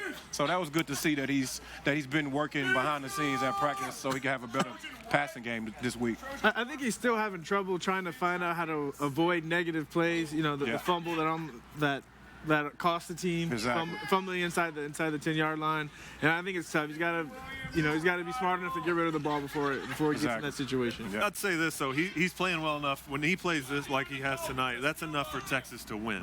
He doesn't, we saw against Cal what he's capable of, but on a night like tonight, he's playing well enough for Texas to win, and that's what you need from him is a performance that can allow the team to win, and they haven't really got that the last couple games. And defense making plays. They're getting to the quarterback.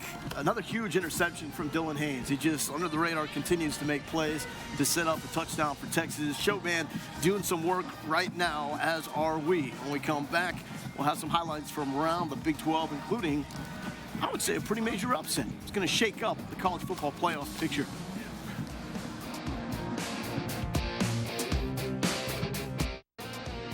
Texas Game Day Halftime is presented by H-E-B. For all your game day needs, no store does more than H-E-B. Did you see the hit? That was like Jason Hall at the goal line there. Little man. At TCU, undefeated. So was Oklahoma State. Only one can claim that still. Mason Rudolph, James Washington, another 74-yard touchdown. That's at least 3 70-yard touchdowns for Washington in the last 2 games. Keeps popping up on the highlight. And Oklahoma State ending TCU the first loss of the season. That thing, come on. We have to put that up here. Oklahoma against Iowa State. Follow the bouncing ball. Mayfield gets it back. Wow. Slings it downfield. Dimitri Flowers. Whose man is that? Double reverse throwback pass. Got him. Wide That guy's out to practice. 38-9, Oklahoma. To Morgantown. West Virginia, 4-game losing streak, snapped. They take care of Texas Tech. Tight game. Skylar Howard, the difference there, 31-26. Brandon Puente. That's nice. Into the Longhorn Nation Hall of Fame. Brought to you by our friends at Texas Boot Company.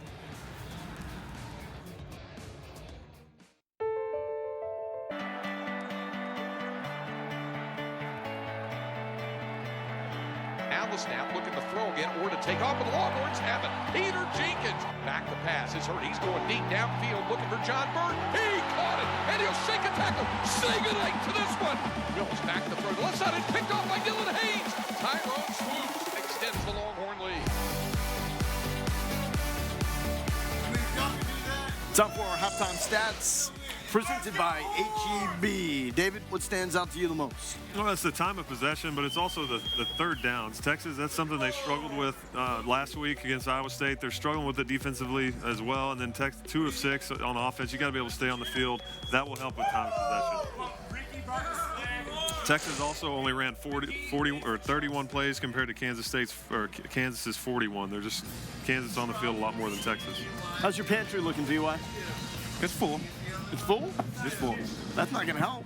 Come on, HEB. Take care of me, baby. Take care. We'll have more second half thoughts coming up.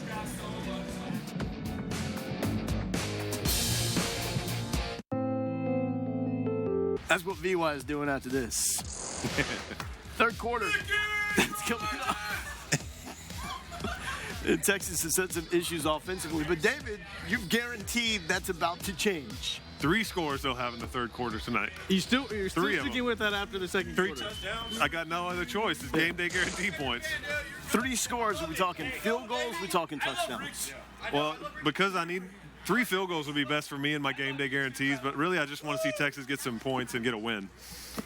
Yeah, I think it's important for Texas to come out here and start fast. They get the ball back. They get the ball back to start the second half. They need to score. Otherwise, I think Kansas might keep the momentum and give them a run for their money in the second half. Yeah, Texas had 142 total yards when they got up 17-0. Since then, 48 yards, and that spans for about a quarter and a half to this point. Got the kick coming up, 30 minutes away from the second half. See if Texas can close this one out. Thanks for watching Texas Game Day at the Half, presented by HEB. The first makeup I ever got was Color Reach Lip. Order here in Austin. It is Ralph, Ahmad Brooks, Keith Moreland. Ahmad, if you're Texas, we saw the best and worst of this team in the first half. Yeah, it's exactly what you've seen all season long, the highs and the lows. In the first quarter, they were outstanding, getting to the quarterback, making big plays. The second quarter, the complete opposite. It looked like the team last week that lost to Iowa State. What does David Beatty tell his team? Well, first of all, he tells his team he should be in the lead at halftime here. There's no question about that. But they won the last 22 minutes of the first half, without a doubt. They're within striking distance. Now they've got to have a good stop defensively here to start the third quarter. Kansas was a 4-touchdown underdog coming into this game. Let's go down to Jane.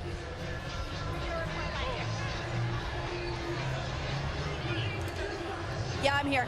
I got just talked to Coach right now, and he says he really likes what his team and their approach was to this game. He said at the half, a lot of great attitudes, good mindset, and his team is absolutely still in this game. Guys, back to you.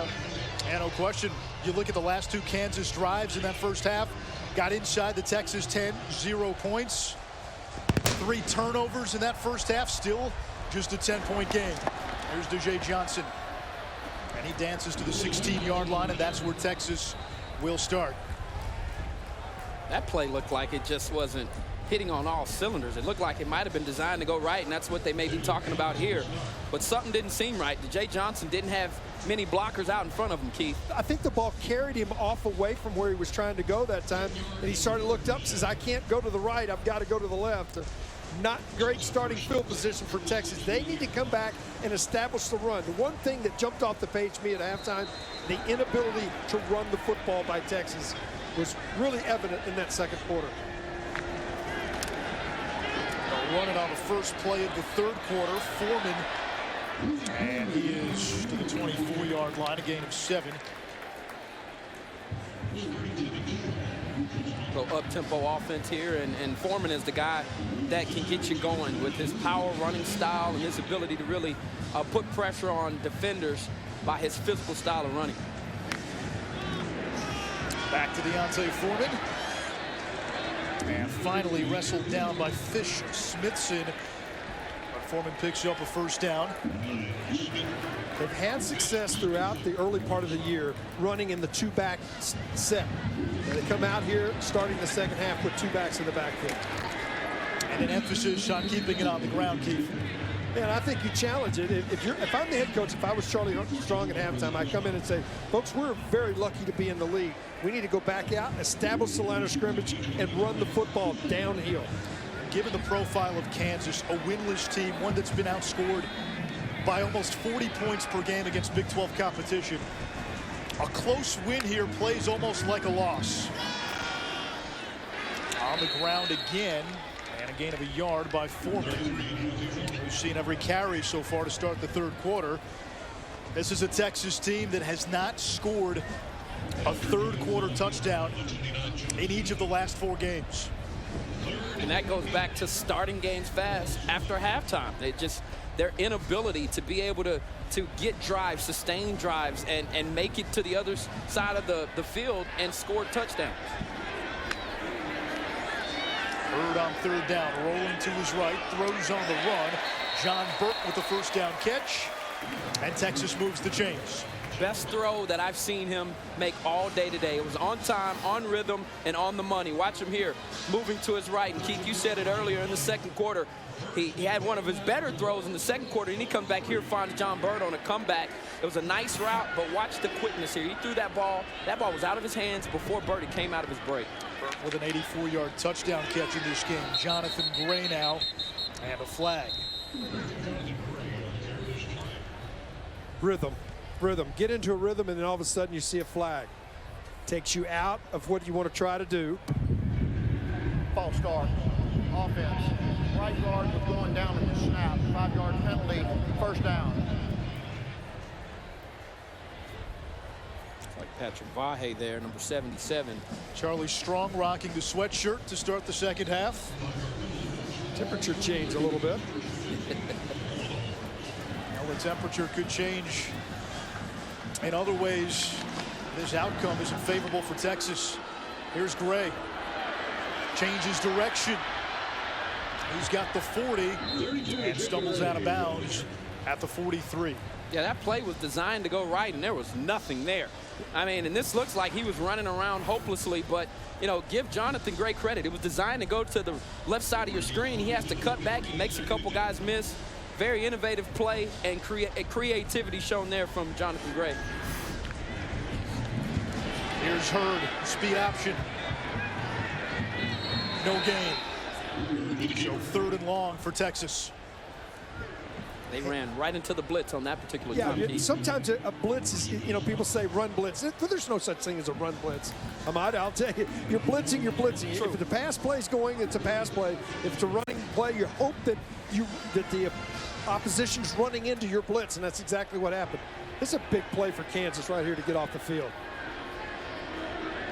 Kansas has had its struggles defensively on third down. Here's the blitz.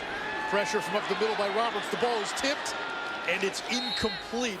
Marquise Roberts, the South Carolina transfer, with the pressure up the middle, and that got Hurd discombobulated. Sometimes, as an offensive lineman, I have got to get a piece of the defender. Even though I'm trying to set up a blitz, there were too many people that got quick access. I mean, Hurd was in retreat from the very beginning, and then as a defensive lineman or a linebacker especially, it's a screen, so it's a very tough play to set up.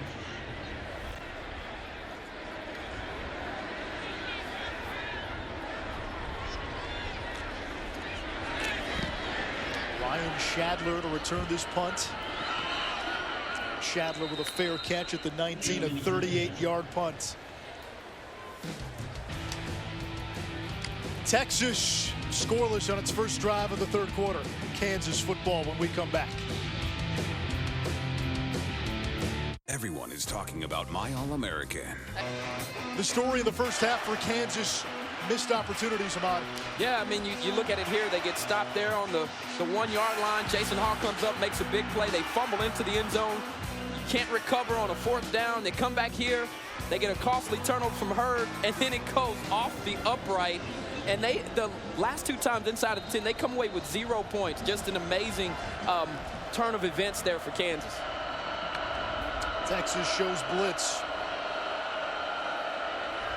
Give is to Kinner. And he's tackled by Jenkins at the 25-yard line. This is a Kansas team that is winless on the season. One of 2 winless FBS teams along with UCF. The Jayhawks have lost 33 straight road games. Kinner again up the middle with some room. And he's to the 36-yard line, a first down for Kansas. We talked about being able to run the football, control the offensive line, and stop the run. They haven't been able to stop the run to start this second half. Jayhawks going quickly. Kinner once again bounces off his old lineman and then gobbled up in the backfield by Desmond Jackson and Bryce Cottrell. Yeah, and that was Hassan Ridgeway. I mean, you watch him here. He just pushes the guard back into the running back, reestablishing the line of scrimmage. Or pardon me, yeah, that was Hassan Ridgeway. And those are the types of plays he's made over the last few weeks. But when he's playing in the opposing team's backfield, he's a dangerous player. A loss of 2, Willis to the air. And he's got Tyler Patrick, a redshirt freshman from the Woodlands. 3rd down for Kansas after a gain of 8. Great play fake right there. Did a nice job of holding the defenders, keeping their hands down to allow him the opportunity to throw the football. Big 3rd down here.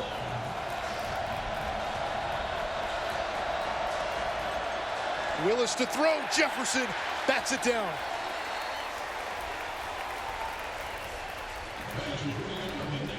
Quick passing game there, and I believe that was number 40, Nashawn Hughes. And we talked about it. Willis probably went back to the coaching staff. They recognized, look, we need to get this kid in situations that are manageable. So they started going to the quick passing game, short, intermediate routes. That time there, this defensive line, I bet it was one of the adjustments. Hey, guys, if we can't get back to them, we've got to throw our hands up, obstruct those passing windows. Nice job there from Hughes. Wyman gets this one off. Bouncer rolls inside the 10 and stops dead at the 7-yard line. A 51-yard punt by Matthew Wyman. Texas's defense comes up on 3rd down. Nashawn Hughes got his paw on it.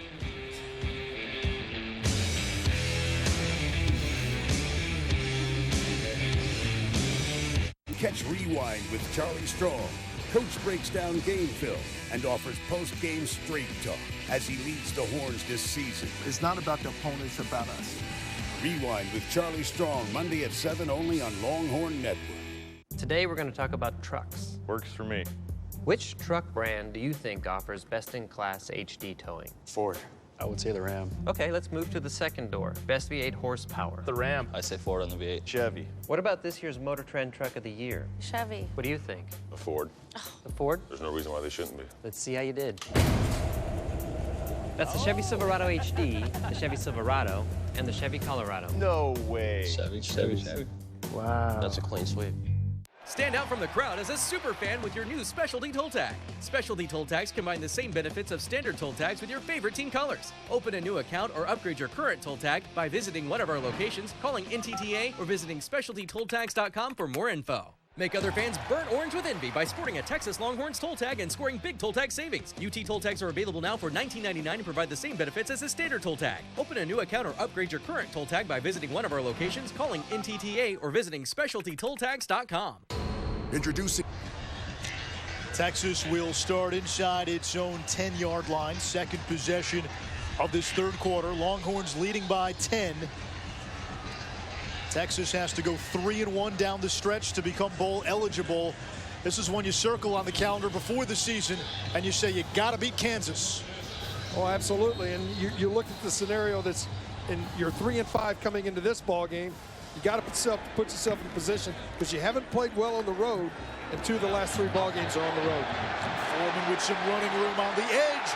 Foreman breaks free into Kansas territory. Deontay Foreman gone. A 93-yard run.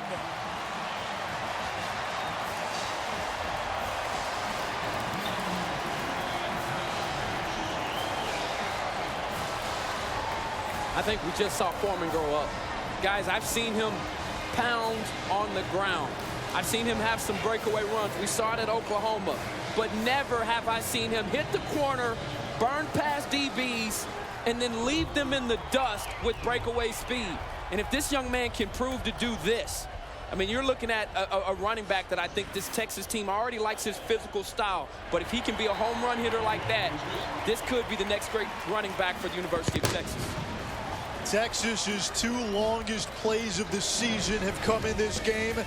An 84-yard TD pass in the first quarter, a 93-yard run by Foreman here in the third.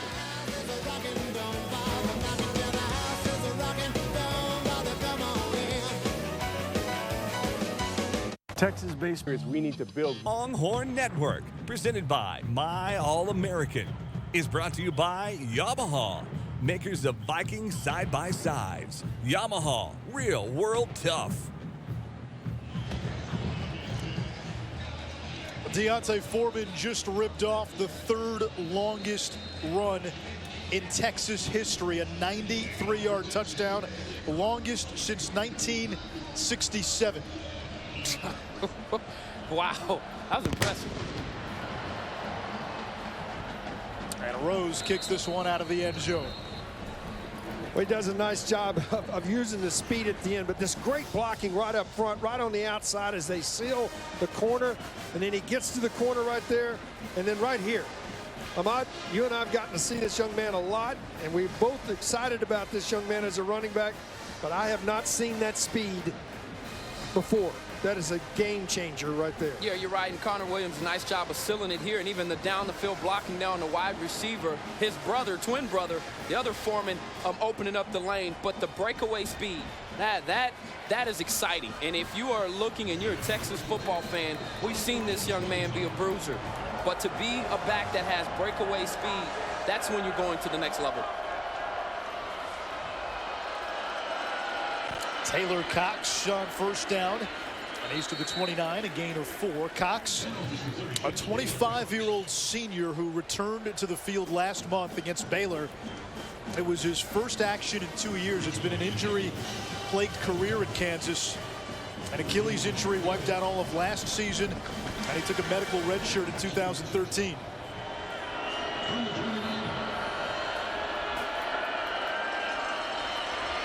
Willis steps up. Met by Jenkins at the 30, and they'll give him the 31-yard line, so 3rd down for Kansas.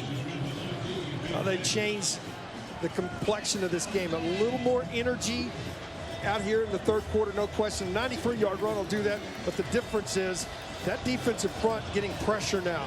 Willis not having time to step into his throws, cannot go through his progressions at this point.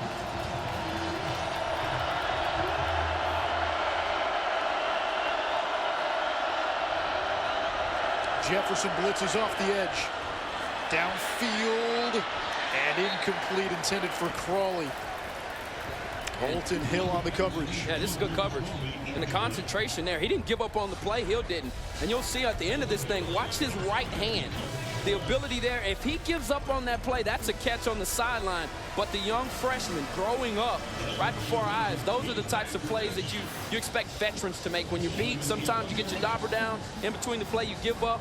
Bolton Hill, the young freshman, surviving on the play and making a big play on 3rd down. Johnson had a little trouble, able to recover. Now using his speed to get to the 46-yard line. Ahmad, at the top of the broadcast, you said Texas needed explosive plays. We've seen a few. Yeah, we have, and they actually came out, and they were ready to go. Here you see Gerard Hurd letting one loose on the first play of the game to John Burt over the top, and then this one here, the big run. Runs and passes. Foreman doing a nice job finding space, and then the breakaway speed there. Those are the types of plays that this offense needs to get them going. Let's see how it pays off now, Keith, as they're back out here with a short field to try to take advantage of. We see the 2-back look again. 3 and out defensively, too. Hurd off play action. He'll take a shot downfield. for Marcus Johnson. Had his man beat, unable to hold on. And Marcus had about 3 or 4 steps on the defensive back. Completely blew by Brandon Stewart, junior from Cedar Hill, Texas. And Johnson here just wishes he'd have had this one back. Just looked like he misjudged it, wasn't able to run exactly through the catch. Actually ran by it. And if it hits your hands like that as a wide receiver, there are no excuses. You got to haul that in, you see. And that's when your quarterback, the next time going to him, you hope that he doesn't debate on whether he's going to because you didn't make the catch. This is Jonathan Gray into Kansas territory, and it'll bring up 3rd down. Ahmad, to go back to Marcus Johnson, that has been part of his story here at Texas. He struggled with drops in his career. He's got exceptional speed, and you look at some of the plays that he's made as there's a Kansas Jayhawk player out on the field. Looks like number 8, Brandon Stewart, the junior cornerback. But to your point about Marcus Johnson, when you watch this kid in practice, Keith, and you've seen him, can blow off the top of a coverage. But as we know, sometimes fast guys tend to have a problem catching the deep ball. And there, he's actually been pretty decent at it, but they want to get him involved to be able to stretch the field. So when you have those one-on-one opportunities where you win and you drop a ball over the top, not only does it destroy the coach's confidence in you to go back to you, but the quarterbacks now may go, I don't know if I want to go to this kid, but he's matured, but those are the types of plays that a senior has to make. Ball skills. Sometimes ball skills is knowing right there, if he comes back, he didn't really slow down. If he stops and comes back and just catch the football, it's a big play. I felt like he tried to continue the play to get into the end zone and try to run through it. You know, there's sometimes great defensive backs, they talk about having great ball skills. I think great receivers have got great ball skills to find the football. Very true.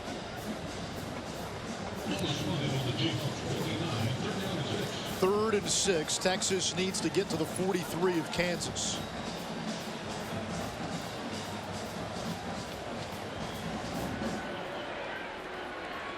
Marcus Johnson lined up at the bottom of your screen. There's the blitz. Hurd over the middle, and that's a strike. And a 1st down. Ryan Newsome with the reception. Yeah, and here's what I like about this. Last week I saw some 3rd and short situations, and you heard me say it, no outlets for Gerard to throw to. This time, they had 3 outlets underneath routes on a 3rd and short situation, and the young freshman, Newsome, doing a fine job of just snatching that one out of the air in traffic, in between 2 defenders. And know you're going to get blown up, too. Yeah. Good genes there. His cousin, Hall of Fame tight end, Ozzie Newsome. Hurd downfield for Johnson again, and he can't hold on again. That time he had Martinez Ogletree beat. Missed opportunities on big plays. And there you have it, the senior with two opportunities.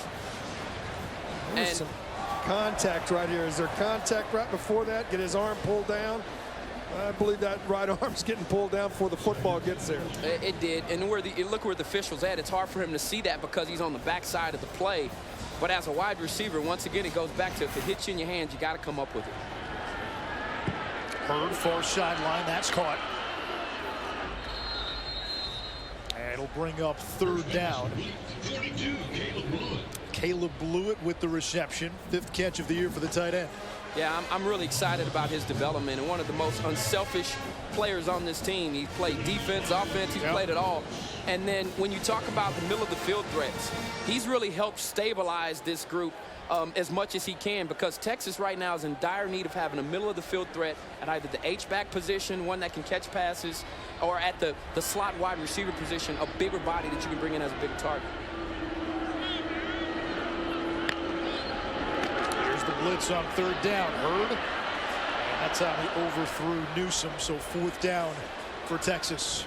He saw the pressure coming this time, though. Once again, just threw this ball with too much force and probably had a second fewer to be able to allow the wide receiver to create more separation. But he did at least recognize the blitz, and that's why he got the ball out of his hand so quickly. They're going to go for it here on 4th down. What do you make of the call? Well, I think you're in a position here too far for a field goal. And at this point, I think you're trying to separate, put this game to rest. 2 receivers to each side. Play clock down to 5. Hurd over the middle to D'Jay Johnson. And Johnson able to pick up the first down for Texas. Big fourth down conversion. Slants.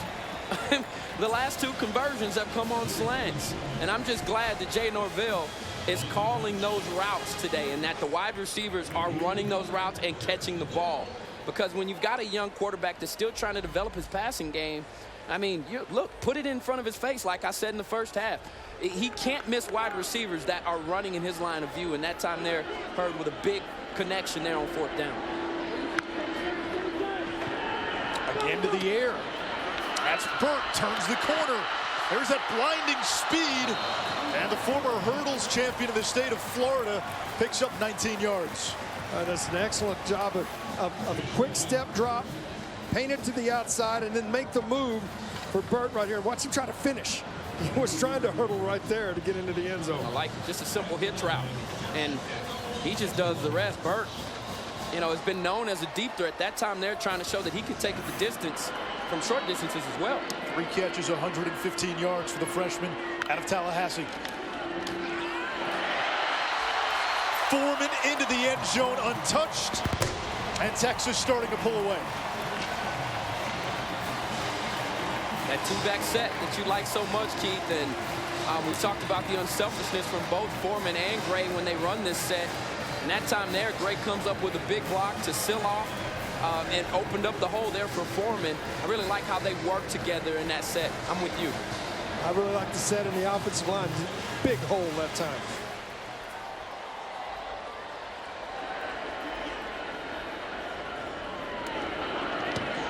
Point after by Rose is good.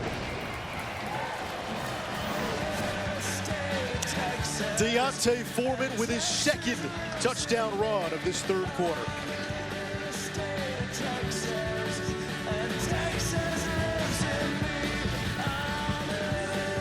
Touchdown in the third quarter in its previous 4 games. 2 tonight, both by Deontay Foreman, the sophomore. Well, you look at it, 2 different styles. One, obviously, the long run. I really like the fact that here in the second half, the running backs get the credit, but it's created up front. And I really think the offensive line has controlled the line of scrimmage here in the second half. Another touchback by Rose. We also saw Jerrod Hurd be very efficient and effective in the short passing game on that last drive. Yeah, what I like about the quick passing game is you don't give him a lot of reads. You know, in the quick passing game, there's usually 1 option, 2 option run. And you see it here now, they're running these slant routes across the middle of the field. And I didn't see as many of these last week. Even here, a hitch to Burt where he can try to make some things happen in one-on-one coverage. But the wide receivers tonight are beating one-on-one matchups. Jerrod Hurd is finding them underneath. And I really like that style of play calling because, like I said, when you've got a young quarterback growing and developing his passing game, boy, does it help him having short routes to throw to.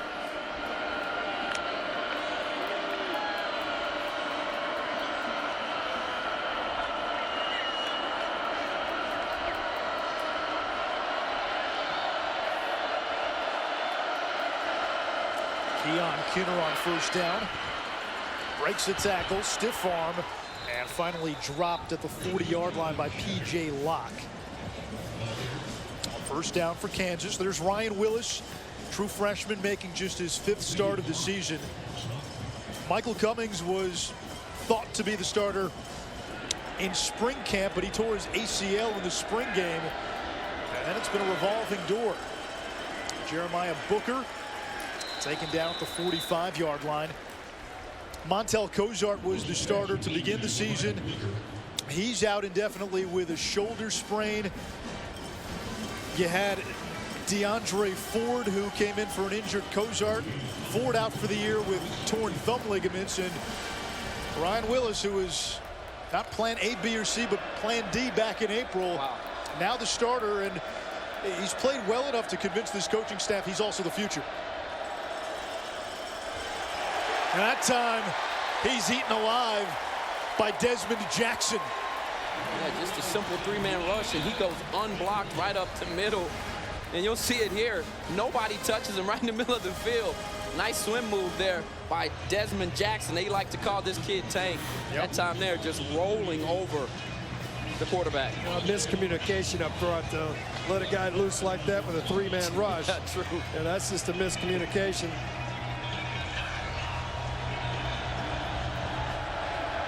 Fifth sack of the game for this Longhorn defense.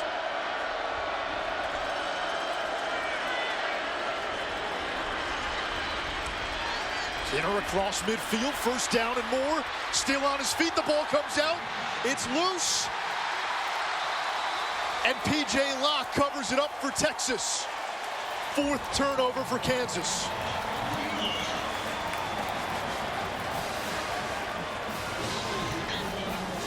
Well, at the end of this play, there's times when you're playing defense and you're taught. In practice, we see it on a regular basis. A guy gets by you, come back, knock the football out. And that's exactly what happened. Had no idea it was coming from behind him. And he's able to secure that football before he gets out of bounds right here. You know, right there, because that ball could have been easily out of bounds. But you can see it right there. Great effort there by Nashawn Hughes, who ends up causing that fumble. He's a defensive lineman. He chases this play down. And they tried to run a running back screen in behind him to slow down this rush.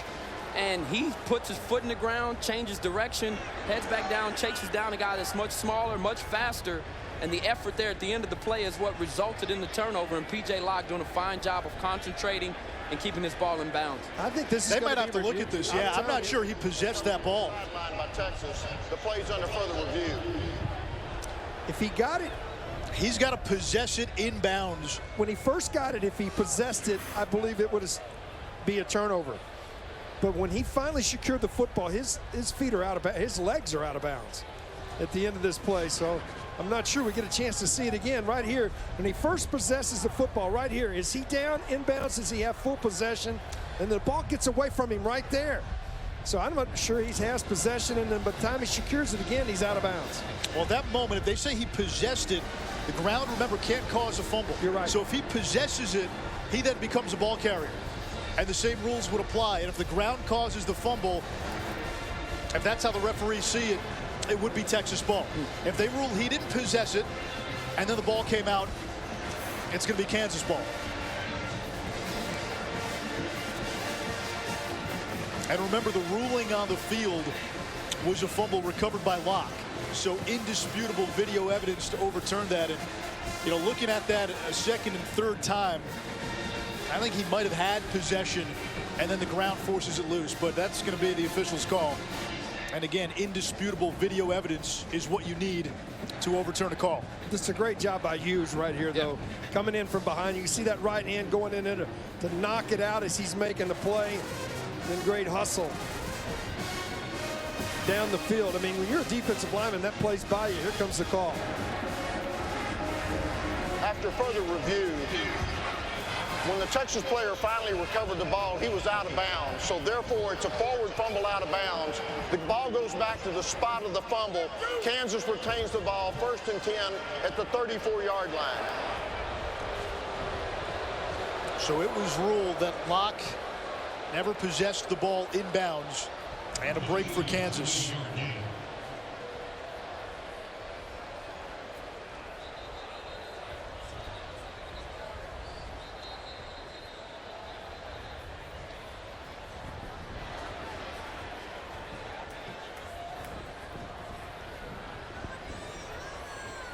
A lot of times after these type of plays, you'll see a team try to get a quick strike. Absolutely. See if they try to get into the end zone on the first down play. Question is, can they protect Willis long enough?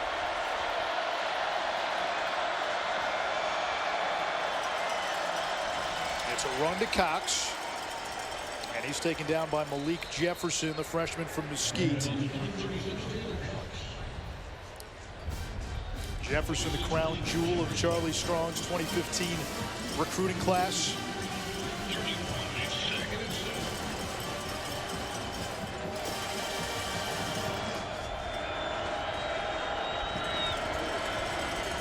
Cox again on the sweep.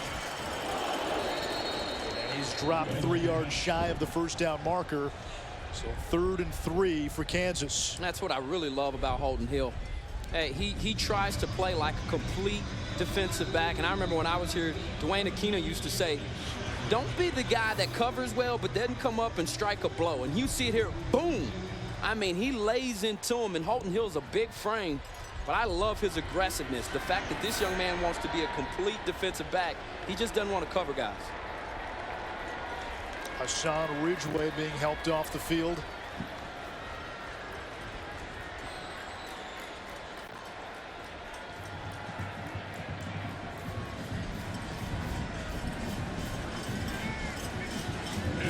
That's a big young man. He's a large man. He certainly is. As Texas defense has found an identity over the last few games. They've been getting to the quarterback even in the loss to Iowa State. They missed a few sacks, but still ended up with 6. And they get Willis again for the 6th time tonight. 5-man pressure. Everybody did their job. They had their gap. You watch it here. They force him up into the middle because there's contain up top. There's contain at the bottom. So you force him into your defensive tackles that are getting pushed. That's the way it's supposed to look. Here, there was just nowhere for Willis to get away. And the defense doing a good job as Kansas comes back out here on a 4th down trying to go for it. You saw Vance Bedford, the defensive coordinator for Texas, challenged his whole unit this past week. Willis harassed again. They'll chuck it toward the sideline. Incomplete. Turnover on downs.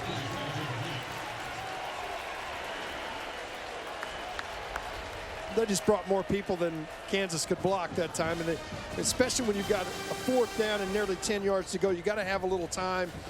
And the pressure got to him in the last 2 times. And you can see a young quarterback, too.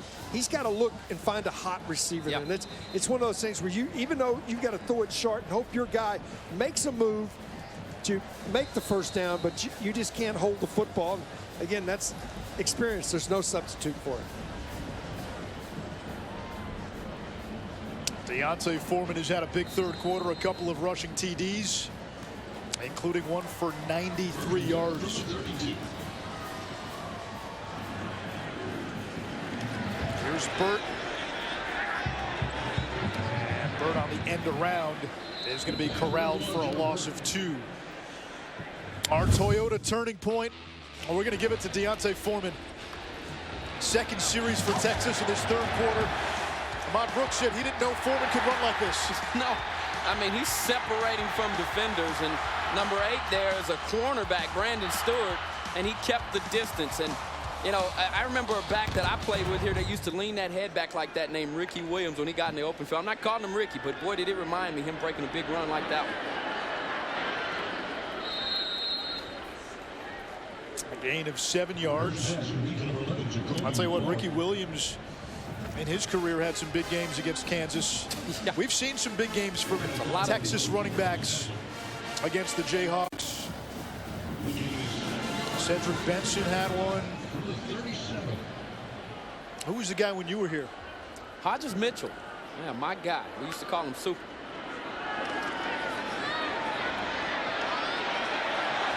Bird's going to take off. There's that great speed as he skips out of bounds after a gain of 23. They even had a spy on him on this particular play, and he just gets lost in traffic. You see him here. He couldn't find him, and by the time he found him, you do not want to be even with Gerard Hurd. This kid has exceptional speed. It's elite, and that time there, once he's next to you, you're chasing if you see the back of his jersey. Well, they took away the inside seam that time. That was one time he needed to put it down. They were trying to go for a little quick slant. Took it away from him. He had to put that football down.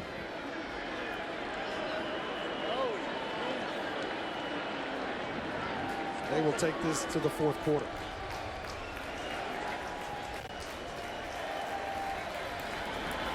Well, they put a scare into this crowd for a little while. It looked like Kansas had a window to get back into the game, but Texas, with one of its better 3rd quarter efforts of the season, Deontay Foreman was the big star in the last 15 minutes. 2 rushing touchdowns. Texas can breathe a little easier as we go to the 4th. You're watching the game, throwing for the end zone, and it's caught for a touchdown. Armonte Foreman. That was just a great job of adjusting there because Tyrone Miller Jr., number 19, the young man from Kansas, from Ann Arbor, Michigan, was in the right location. But it was the way you see here, Foreman contort his body, great body control, gets that right foot in, concentrates, makes the catch. And how about Tyrone Swoops, the 18-wheeler coming in, showing I can do more than just run the football. A big throw, and he gave his wide receiver an opportunity to make a catch. Yeah, how about brother on brother? First got to congratulate him. Yeah, no doubt. 33's right down there, putting him up in the air. Yeah, those two got matching back tattoos during the bye week. Deontay said, my brother's keeper, and Armante's, in big bold letters, Foreman. I wish I had a twin. I don't know if we can handle that. Exactly. No, we can't. We can't. That was a nice catch there. And this offense coming back, just a big-time throw there. And for this offense, they're finally starting to turn it on here in the second half. And that was something that I wanted to see. How will they make adjustments? Will this coaching staff put them in the proper positions to make plays? And will these players come out here and execute and make plays? And they've been able to do that in the second half, and that's why you're seeing this team continue to break away. Well, first 2 quarters, they had 31 snaps from center to Texas for 190 yards. Now 52 snaps through 3 quarters for 396. That's not including the touchdown pass we just saw right there. So 200 yards of total offense, 206 yards, as a matter of fact, in the third quarter. You know, some games you walk away with and you say if you get a W, you take it and you move on to next week. This is one of these games. Quite frankly, style points matter. Kansas might be the worst team in the FBS. It's a long road ahead for David Beatty and his squad. And if Texas walked out of here with a close win, people still would have questioned the direction this program is heading in. If it was a catastrophic result, a lot of possibilities would be on the minds of people about what could happen. But if you win convincingly, I don't think you gain anything from it. But it's one of those games where you don't lose anything from it either. And last week, Charlie Strong lost a lot of the goodwill that he had built up with that loss in Ames. Yeah, here's what I think you gain. I'm not sure how much you gain from a program beating up on a team that's winless, but I think from a player standpoint, right, you gain confidence. This they is were what able you're to come out here, supposed to do. make some plays, and they just wish they would have had this performance last week on the road. But like I said, the adjustments, and they didn't play well in the second quarter, but they've managed to come out here in the third and the fourth quarter and really turn it on. Texas jumped out to a 17-0 lead. The Longhorns led 24-7 at one point in the first half. Kansas got to within 10, but at 2 drives inside the Texas 10, which stalled. The Jayhawks got no points as the pass incomplete to Taylor. And then on Texas's first drive of the third quarter, Kansas able to force a punt. And you thought maybe there's a window here for this team to get back in. Texas got to stop it. From there, it's been all Longhorns. And they were backed up. I mean, the Longhorns went 4 consecutive possessions where they had it. They're 17, they're 1, they're 16 in their own 7. One of those turned into a 93-yard run. Willis pumps, finds Patrick. And Tyler Patrick, who began the season on the scout team, with a nice pickup of 15. He's a Texas native from the Woodlands. And part of David Beatty's philosophy in building back this Kansas program is to recruit the Lone Star State.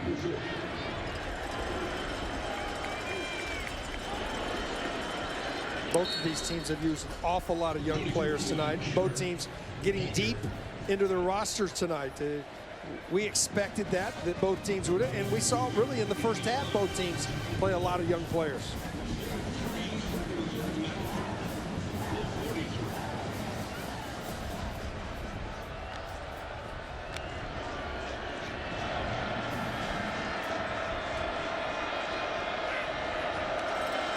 One-man rush. Willis's pass off target as we check in with Jane. Well, guys, Kansas entered this game 0-8, and they haven't won a game this year, and it doesn't look like they're going to pull off this one either. David Beatty told me that they're not playing for a bowl at this point. He said right now they're just focusing on really day-to-day improvement and pointing out their small victories along the way. He said from the beginning they tried to make winning not be the end all. He said for the older kids, he told them they're part of building something, and what they're doing is important to the community and former Kansas players. Guys, back to you. Yeah, it's interesting. This is a team that actually takes away from game planning during the week to focus on development and teaching fundamentals. They're building for next season and beyond. Willis escapes the pressure, and his pass intercepted off the hands of Patrick and into the hands of DeShon Elliott.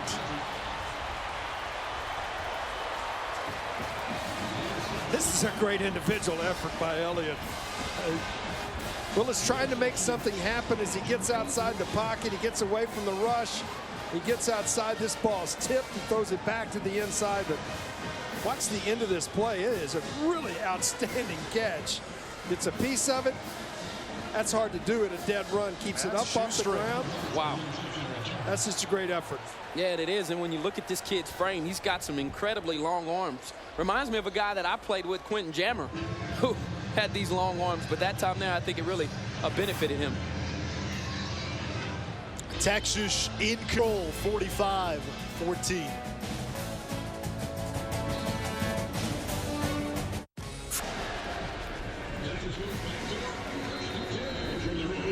Tyrone Swoops still in the game for Texas. And on 1st and 10, he finds Ryan Newsome. And Newsome stiff arms his way out of bounds. He's about a yard shy of the marker. Newsome, a true freshman, ESPN 300 recruit. Flipped from UCLA. Went to the same high school that Jonathan Gray attended, Aledo. High snap. Swoops gets a block from Gray. And there goes Swoops. Another touchdown for the 18-wheeler. Apparently you get mileage out of the 18-wheeler these days. It's a hybrid. Cross-country trip there. And this was a broken play. It really was. Yeah. They were trying to get a mesh in the backfield. Didn't work that way. And Tyrone just put the ball away and took off and outran everybody to the house. 3rd rushing touchdown for Swoops. And I know the opponent is Kansas, and you take that into consideration, but I'm not sure Texas offensively has shown more balance in a game all season. I couldn't agree with you more. And you know, maybe the Oklahoma game where I thought they were fantastic, where everything was working for them. But yeah, you watch this run here. This is what makes this team special when you've got 2 guys that can play like this. Looks like a broken play. He gets right in behind his lead blocker. Once again, Jay Gray picking up a big block. 18-wheeler. Choo-choo! In the end zone.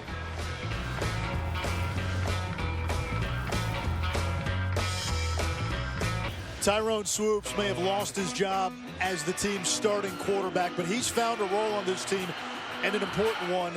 3 rushing touchdowns for Swoops. He's also thrown for a score. He's an 18-wheeler. He's been Optimus Prime tonight. I like it. Yeah, and I've just been so impressed with the way that this young man never quit. And I've got to commend Charlie Strong for going to his offensive staff and saying, hey, we need to figure out a way to get this guy involved. And I've been saying it since last year. Yep. I thought his power running game was the best part of his game. We've seen him make a nice throw there to Foreman, but I think the easiest way to get him involved in this offense, if you're trying to call Hurd the quarterback of the future, is to use him the way they are right now. So I commend this coaching staff for finding ways to utilize the 18-wheeler. Swoops got playing time last week when Texas was looking for a spark offensively. It's been a different story, though, here at home against Kansas. 52-14. This was only a 10-point game at the half, and you see what the 18-wheeler has done tonight. Well, I think the other part that brings into, he really does help you when you get in the red zone. Yeah. I think Texas has been a much better red zone team since they've gone to this package. You know, and the 2 things that package has been a staple for: short yardage, red zone, 2 of the most critical parts of football. And so what Swoops has been able to do, you know, you can't say enough about his resiliency to come in here and be available to his team and to make plays. New quarterback for Kansas. It's the redshirt freshman walk-on Keaton Perry. They'll hand it off to Taylor Cox on 1st down.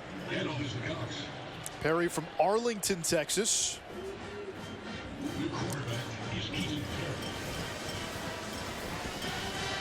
Well, they will still try to work their hurry up. There'll be a lot of different young players on both sides of the ball the rest of the ball game.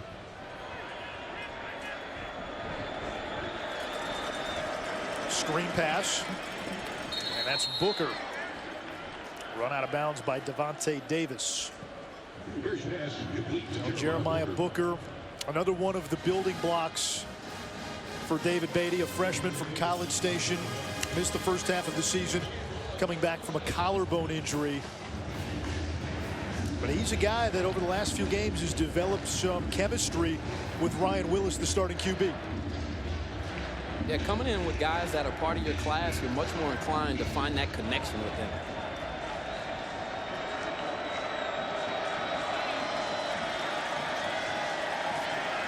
Perry chucks it toward the Texas sideline, and it'll bring up 4th down. 2 consecutive plays, too, that you've seen the defensive end there for Texas, Derek Roberson, do a fine job of getting pressure. The play before, first play of this drive on 1st down, he chases the play down on the backside.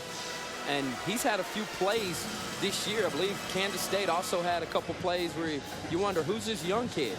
And Texas likes to really use him in a way where they can let him pin his ears back and rush the quarterback on passing down.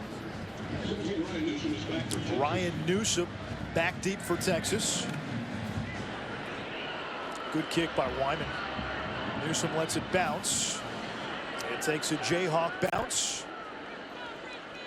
And down inside the 15, a 59-yard boot for Matthew Wyman.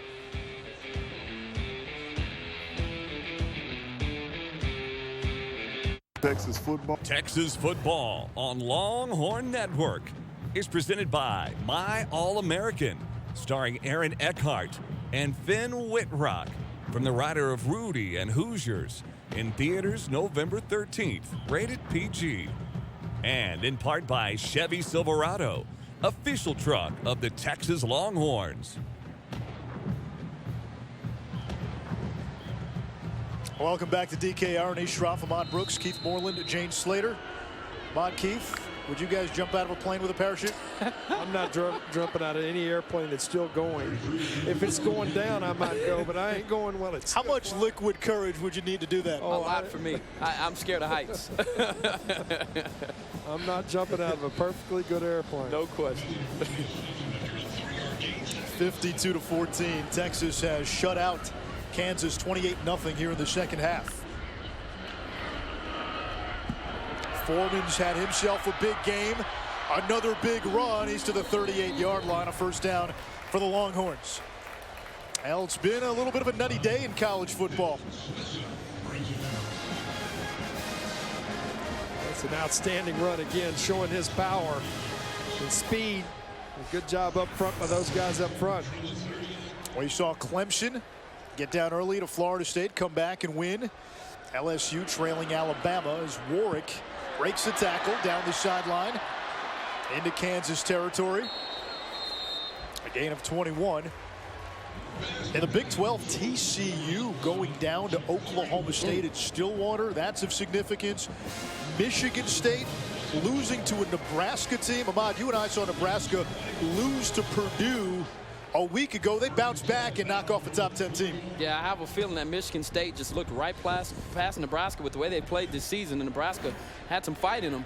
And that is a big win for them and may help that program turn with that type of victory. Foreman to the 40. TCU's loss to Oklahoma State. Keith, what does that mean for the Big 12? Well, I think it's a gigantic blow. I mean, obviously, the committee will start looking at what they need to look at. I think with what's taken place today and what's going on in Tuscaloosa, with that score there with Alabama beating LSU, that probably only one Big 12 school could be considered in those top 4, and that will be the Baylor Bears. Baylor had itself a close win Thursday against Kansas State. Yeah, and the thing is, you know, Oklahoma State. False start. Offense. Everybody but the center. 5-yard penalty. 2nd down. Group effort. I would think that's probably on the center because he didn't snap it on time. But, you know, to the point with Oklahoma State, I think they're still in the mix. You knock off number 8 TCU. You're undefeated. And they still have an opportunity to also play Baylor. So And when you look at this, if you're looking at a team now to try to hang your hat on in the Big 12, I think Baylor's your first shot. But with Oklahoma State being unbeaten, I think they're still in the mix for the playoff. Low snap, swoops. That pass is dropped by Armonte Foreman. Here's what's ahead of Baylor. Baylor still has to play TCU. The Bears still have to play Oklahoma. They still have to play Oklahoma State. So that's a minefield to navigate that won't be easy for Art Briles. And remember, Seth Russell out for the season. So you've got a true freshman quarterback. And even though he played well against Kansas State, you're now getting into the meat of your schedule down the stretch. Can't forget Oklahoma as well. Their only losses to this Texas Longhorn team. And if they run the table, they're Big 12 champs. So it's going to be a fun month. Yes, it is. Swoops. Keeping the play alive. Throwing in traffic. And that's a catch. Andrew Beck hauls it in. Well, this is a nice job of buying time to the outside. Lays it back up. Beck goes up. Has it. Does he get a foot down in bounds? Yes, he does. He actually gets 2 feet in bounds. That's a great catch for a first down. Come help your quarterback if they get outside the pocket. Ben Goodman down on the field way back in Kansas territory for the Jayhawks. Keith, I want to go back to your point about Oklahoma. The Texas loss for the Sooners is not a good loss. Texas is a 3-5 team about to go to 4-5. But can that be what Virginia Tech was for Ohio State last season? Well, I definitely think it can, especially if you finish well and you've got to run through the gauntlet. Oklahoma State, they end the season with, and Oklahoma State's undefeated right now. They obviously have Baylor. They have to travel to Waco to play Baylor. They get TCU at home. So their schedule, and you look at that, the difficulty of Oklahoma's schedule, not easy. But if they can run through that schedule undefeated through that point, actually with 1 loss just to Texas, I think they ought to be considered in that top 4. Warwick to the 22. Yeah, nobody's going to have a chance to pick up as many quality wins down the stretch as Oklahoma. Well, you're right, and I think they will make the biggest jump with each one of those if they can come away with victories.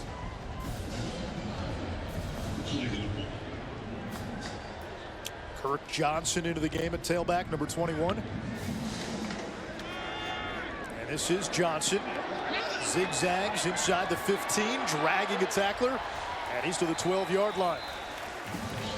Yeah, Johnson with a great understanding of what you've got to do here to be great. You know, his father was an All-American here and was inducted into the College Football Hall of Fame, and he's just waiting for his opportunity to prove that he's been waiting a whole lifetime to wear this burnt orange. And that Johnny, also a first-round draft pick, 2-time All-American safety. And Johnson, a freshman out of California, came to Texas with considerable hype as a 4-star recruit.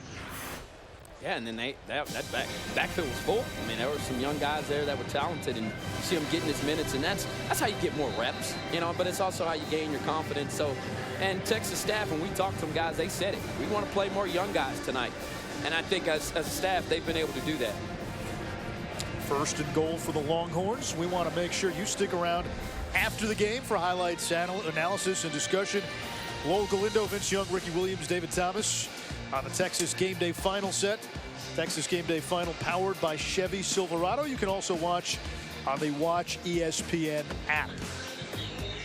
1st and goal, Texas. This is where Tyrone Swoops excels. And he'll hand it off that time to Johnson. Ball comes out. Never heard a whistle. Still loose. Scooped up by Swoops. Reaching for the pylon. And he's in. The bounces are going Texas's way tonight. What an amazing play. Wow. Yeah, you've got to laugh if your Swoops on that one. Oh, my. The fumble here, the young freshman trying to fight for extra yardage. Great job there breaking the football out by Kansas. Number 28, Courtney Arnick. And the ball comes to Swoops, and Swoops fighting off traffic to get in the end zone. That's an athletic play to cross the pylon. It's just going his way right now for number 18. Well, that's a great individual effort. How about the ability to hold on to that football with one hand and cross the plane inside the pylon? That's 4 rushing touchdowns now for Swoops. He's also thrown for a score. And for Kansas, it's been a familiar refrain. This is now the 5th time this season they've given up at least 50 points in a game. A string of one blowout loss after another for David Beatty. When things happen on the football field, sometimes you can't explain it. Ball comes out, and when it's going your way, good things happen. Tyron Swoops gets it done.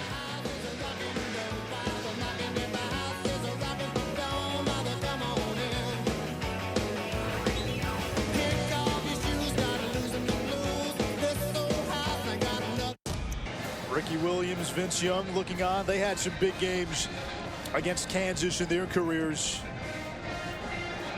Texas right now up 59-14. The Longhorns have outscored Kansas 35-0 in the second half. And no chance there for Ryan Shadler. Let's go into the time machine. 1997. Ricky Williams ran for 211 yards and 3 touchdowns. Texas rolled against Kansas 45-31. Looking sweet in that mirror visor, too. Nice. Hop in the DeLorean. Fast forward 7 years later. Kansas against 7th-ranked Texas. The play. Vince Young. He did it all. Yeah. 289 through the air, a $114 on the ground. Yeah, Tony Jeffrey for the touchdown and sent them to the Rose Bowl. Put them in a BCS bowl.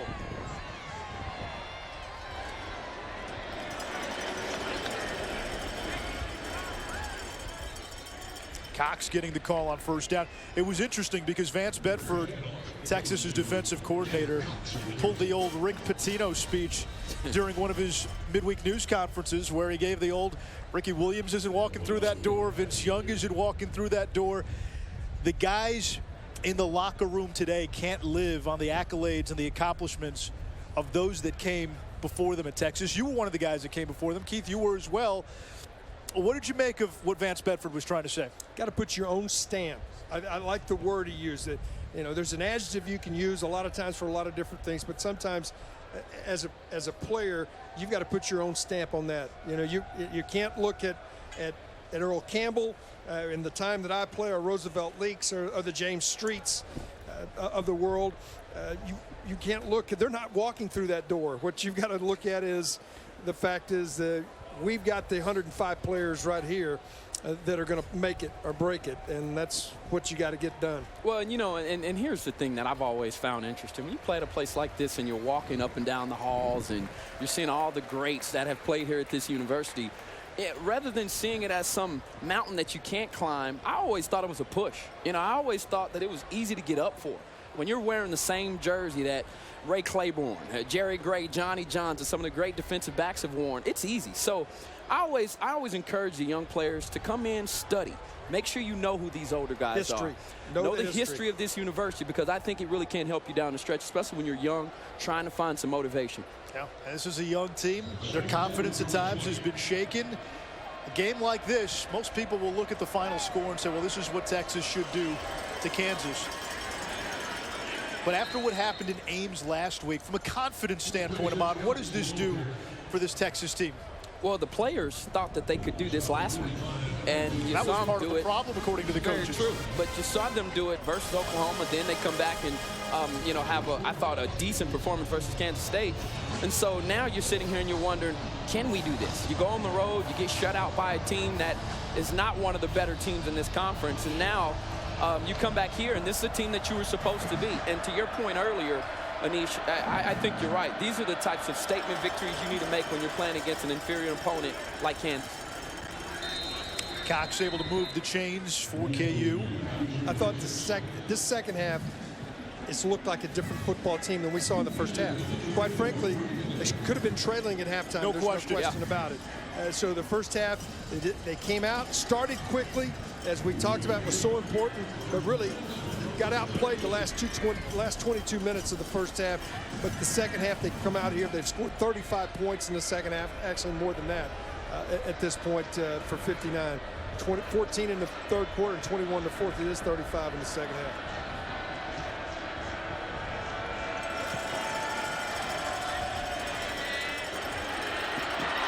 That's intercepted. Deshaun Elliott with his second pick of the game.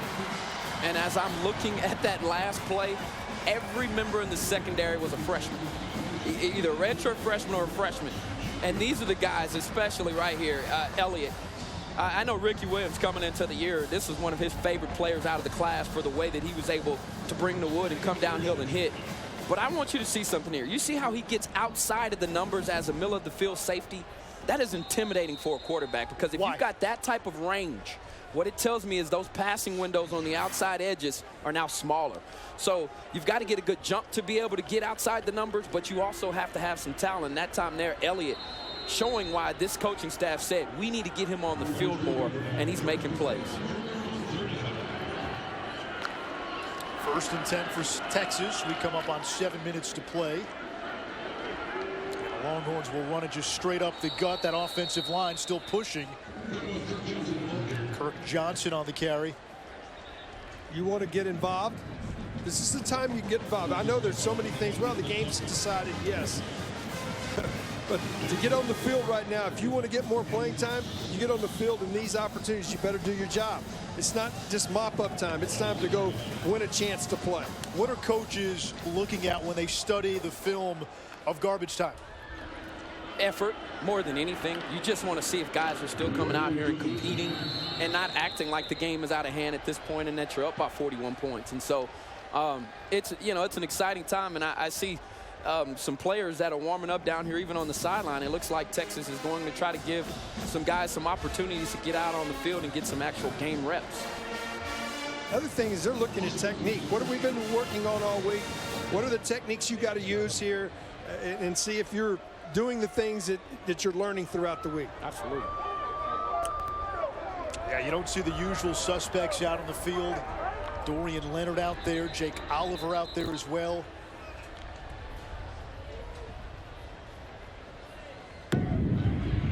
Ball start. Offense, number 42. 5-yard penalty, third down. Tyrone Swoops in the game. He's had a big night. He's accounted for 5 touchdowns in this game. None more interesting than the last one. No. A fumble recovery. I guess they ruled that a rushing touchdown, so 4 rushing touchdowns in the books. Newsom, tunnel screen to the 37-yard line. And it'll be 4th down for Texas.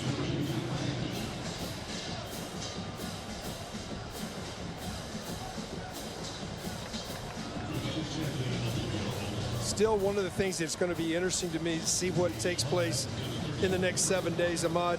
They've got to be able to take this type of effort that we saw here in the second half and put that in a white uniform when you go on the road, because they just, in a true road game, they have not played well.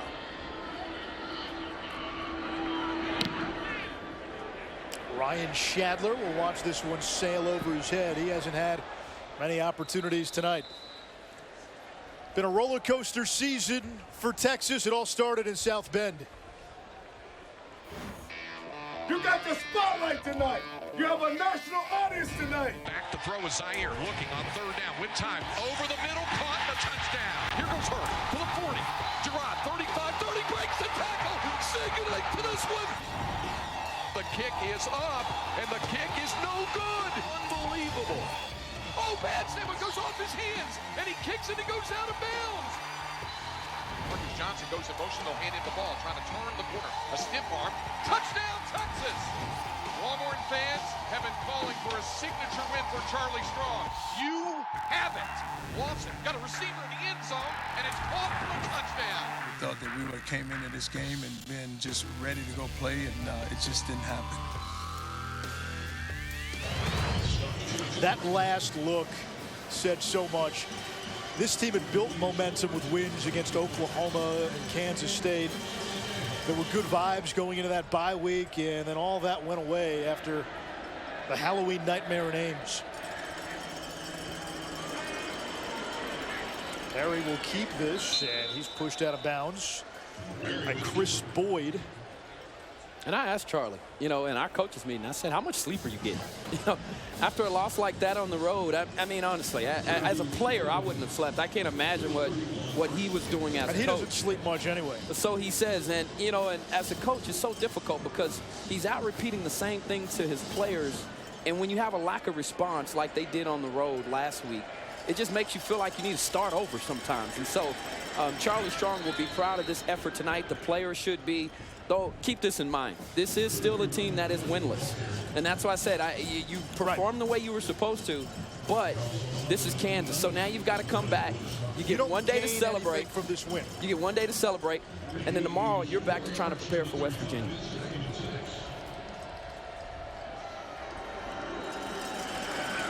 This is the give to Ryan Shadler. Great speed. Shadler, a great story last year, was a sprinter at Wichita State. Then he walked down to the Kansas football team, and he's made an impact on special teams in the season opener. Return to kickoff, 91 yards. He took a blow to the rib cage right there. You see him try to get up. He got up, got to the sidelines, but he took a blow right there. He'll get in the weight room, look more like a football player next year. Hartside drops that. Chris Boyd closed quickly. But if you're looking forward, I mean, obviously this is going to be the 4th win for Texas. 2 out of the 3 games that they have remaining on the road. You've got to win 2 out of 3 of those games to put yourself in a position to go to a bowl game. Obviously, West Virginia beat Texas Tech today. You had to travel a tough place to go to Morgantown and win a football game. It's a hard proposition, and you got Texas Tech here on Thanksgiving night, and then have to travel up to Waco on the first weekend in December. Ahmad, do you see Texas getting to a bowl game in 2015? It's tough for me to say that, and as much as I would like for this team, to see them in a bowl game, right now it's hard. This has been an inconsistent bunch, and I said it yesterday there at LHN. It's going to be hard pressed for me to see them get enough victories to get into a ball game. And I think Texas Tech is going to give them everything that they can handle with that offense and the way that Mahomes is operating it. And so you're going to have to score some points to beat, I think, these next 3 teams. And Texas has shown at times that they can be ineffective in trying to get the ball in the end zone. Shadler again, and he picks up a first down. ESPN's Football Power Index is a forward predictor, and they put percentages on a team's chance to win a given game. For example, today, Texas was given a 96.5% chance. Lined up in the neutral zone. That penalty's declined. First down. Brecken Hager penalized, but the penalty declined. Well, against West Virginia, FPI only gives Texas a 22% chance. Against Texas Tech, the Longhorns are a slight favorite, but it's pretty much a toss-up. And then against Baylor, less than 6%. Uphill battle. There's Shadler again. You can see he's got the speed. Less than 2 minutes to play. For Charlie Strong, if he misses a bowl game, like you think the odds are, how does that play going into the offseason? I think it's all about how they compete down the stretch. What Texas fans and I think the administration don't want to see is teams that come out here and don't compete like they did last week, or like they did on the road at Notre Dame, or like they did on the road at TCU. Be competitive like you were here against Oklahoma State and Cal. And I think fans, you can sell fans on the progress that this team is getting better and that you're playing a bunch of young guys. But when you're not competitive, that doesn't sit well with any fan base across America. Time now for our most dependable player of the game, powered by Chevy Silverado. Who could that be? I think there's really only, well, there's a couple of options. But I think you got to go with Swoops, right? 5 total TDs. Well, he was outstanding, and Foreman was pretty good as well. He was. And tonight, how about this? Texas, most points at home since 2009, and where they had 64 points versus UTEP. This is a good positive sign. Defense got some takeaways. Offense, 5-yard penalty, 3rd down. Meanwhile, Kansas staring at its 34th straight road loss, 37th consecutive loss outside of Lawrence. And if you're wondering what the last Power 5 road win was for Kansas, you go back to October 4th, 2008. George W. Bush was finishing up his second term as president. And Keith, you're a baseball guy, so you'll appreciate this. Yankees had just finished up their last season in the old stadium. It's been a while. It's been a while. Shadler has shown a little something here.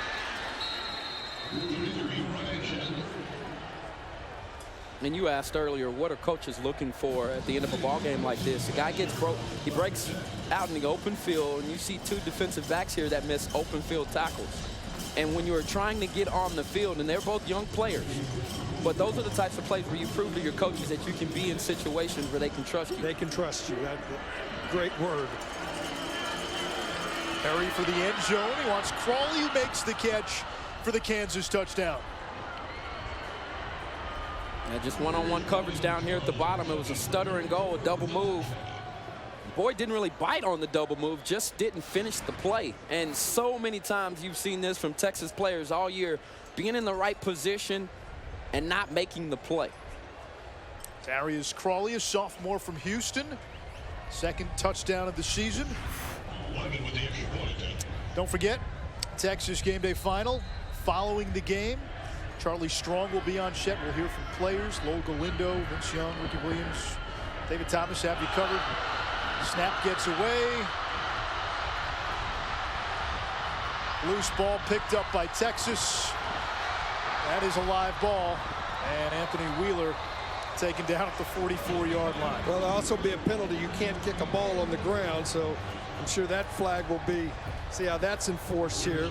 But once the ball got on the ground as a kicker, you can't just kick it at that point. That's going to draw some laundry. Seems like it makes sense, though. Illegal kicking the ball. Kicking team number 7. That penalty's just fine. The try is no good. Wrong type of football. Oh, boy. But the ball was still live there. There's no doubt. You could still have returned it for 2 points. That's the third bad snap we've actually seen. Holder's done a nice job of getting the others down. That one was just bounce back. I'm sure Texas is glad to see special teams misfortunes affect the opposition. In the Cal game, Nick Rose missed what would have been the game-tying point after Texas had rallied in the fourth quarter. The following week against Oklahoma State, Dixon had trouble with a punt, ended up kicking it with his left foot and shanked it, and that gave Oklahoma State a chance, which they capitalized on to win it in regulation. Part of the reason why I think special teams have struggled so much this year is because you're asking so many young guys to contribute on offense and defense. And when you come in as a freshman, usually your main contribution is on special teams. And so they're having to use those guys on offense and defense, which I believe is really hurting their special teams unit. Newsom's going to run this one out. A lot of dancing. Flag on the play as he's taken down at the 14.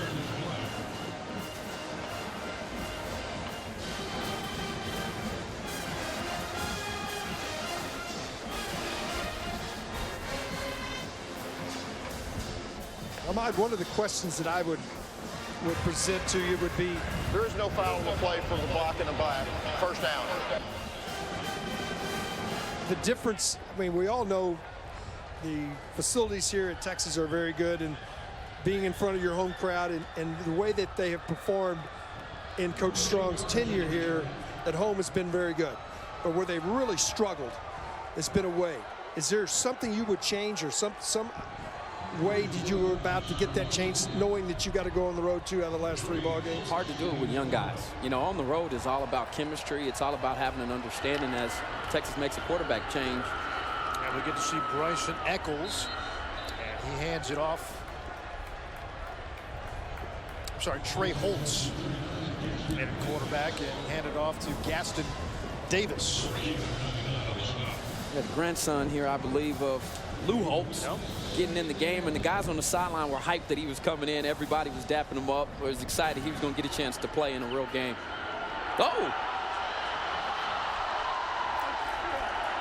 He's in the box score. And the sideline's going bananas right now as he's getting some reps. He's got a carry and a rushing first down. And to your point about on the road, I think that starts with your veterans. Going on the road, providing a good example, and even the coaching staff mentioned that we don't have enough senior leaders at this point right now to show the young guys how to do it. And on the road, it's all about chemistry and bringing your defense, and Texas has not played well defensively on the road. That'll do it. A strong second half, and Charlie Strong gets back into the win column for Texas. The Longhorns outscored the Jayhawks 35-6 after halftime. Kansas remains winless, Texas to 4-5, and the Longhorns will have to win 2 of their final 3 games in order to become bowl eligible. Well, I think the adjustments at halftime, I think the most talent showed up in the second half, took care of the football, and then we had big plays. Maji, I think go back to the opening of our broadcast, you talked about that would be the difference in the explosive plays in the second half separated the game.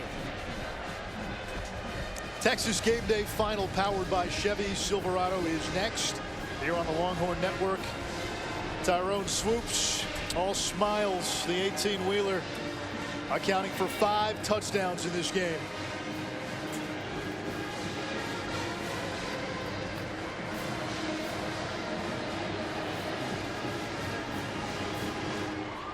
This was a close game for about a half, a 10-point game, and Texas pulled away in stanza number 2.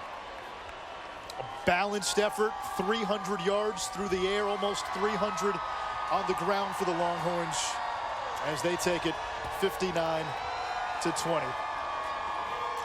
Texas Game Day Final is coming up, but first, the eyes of Texas.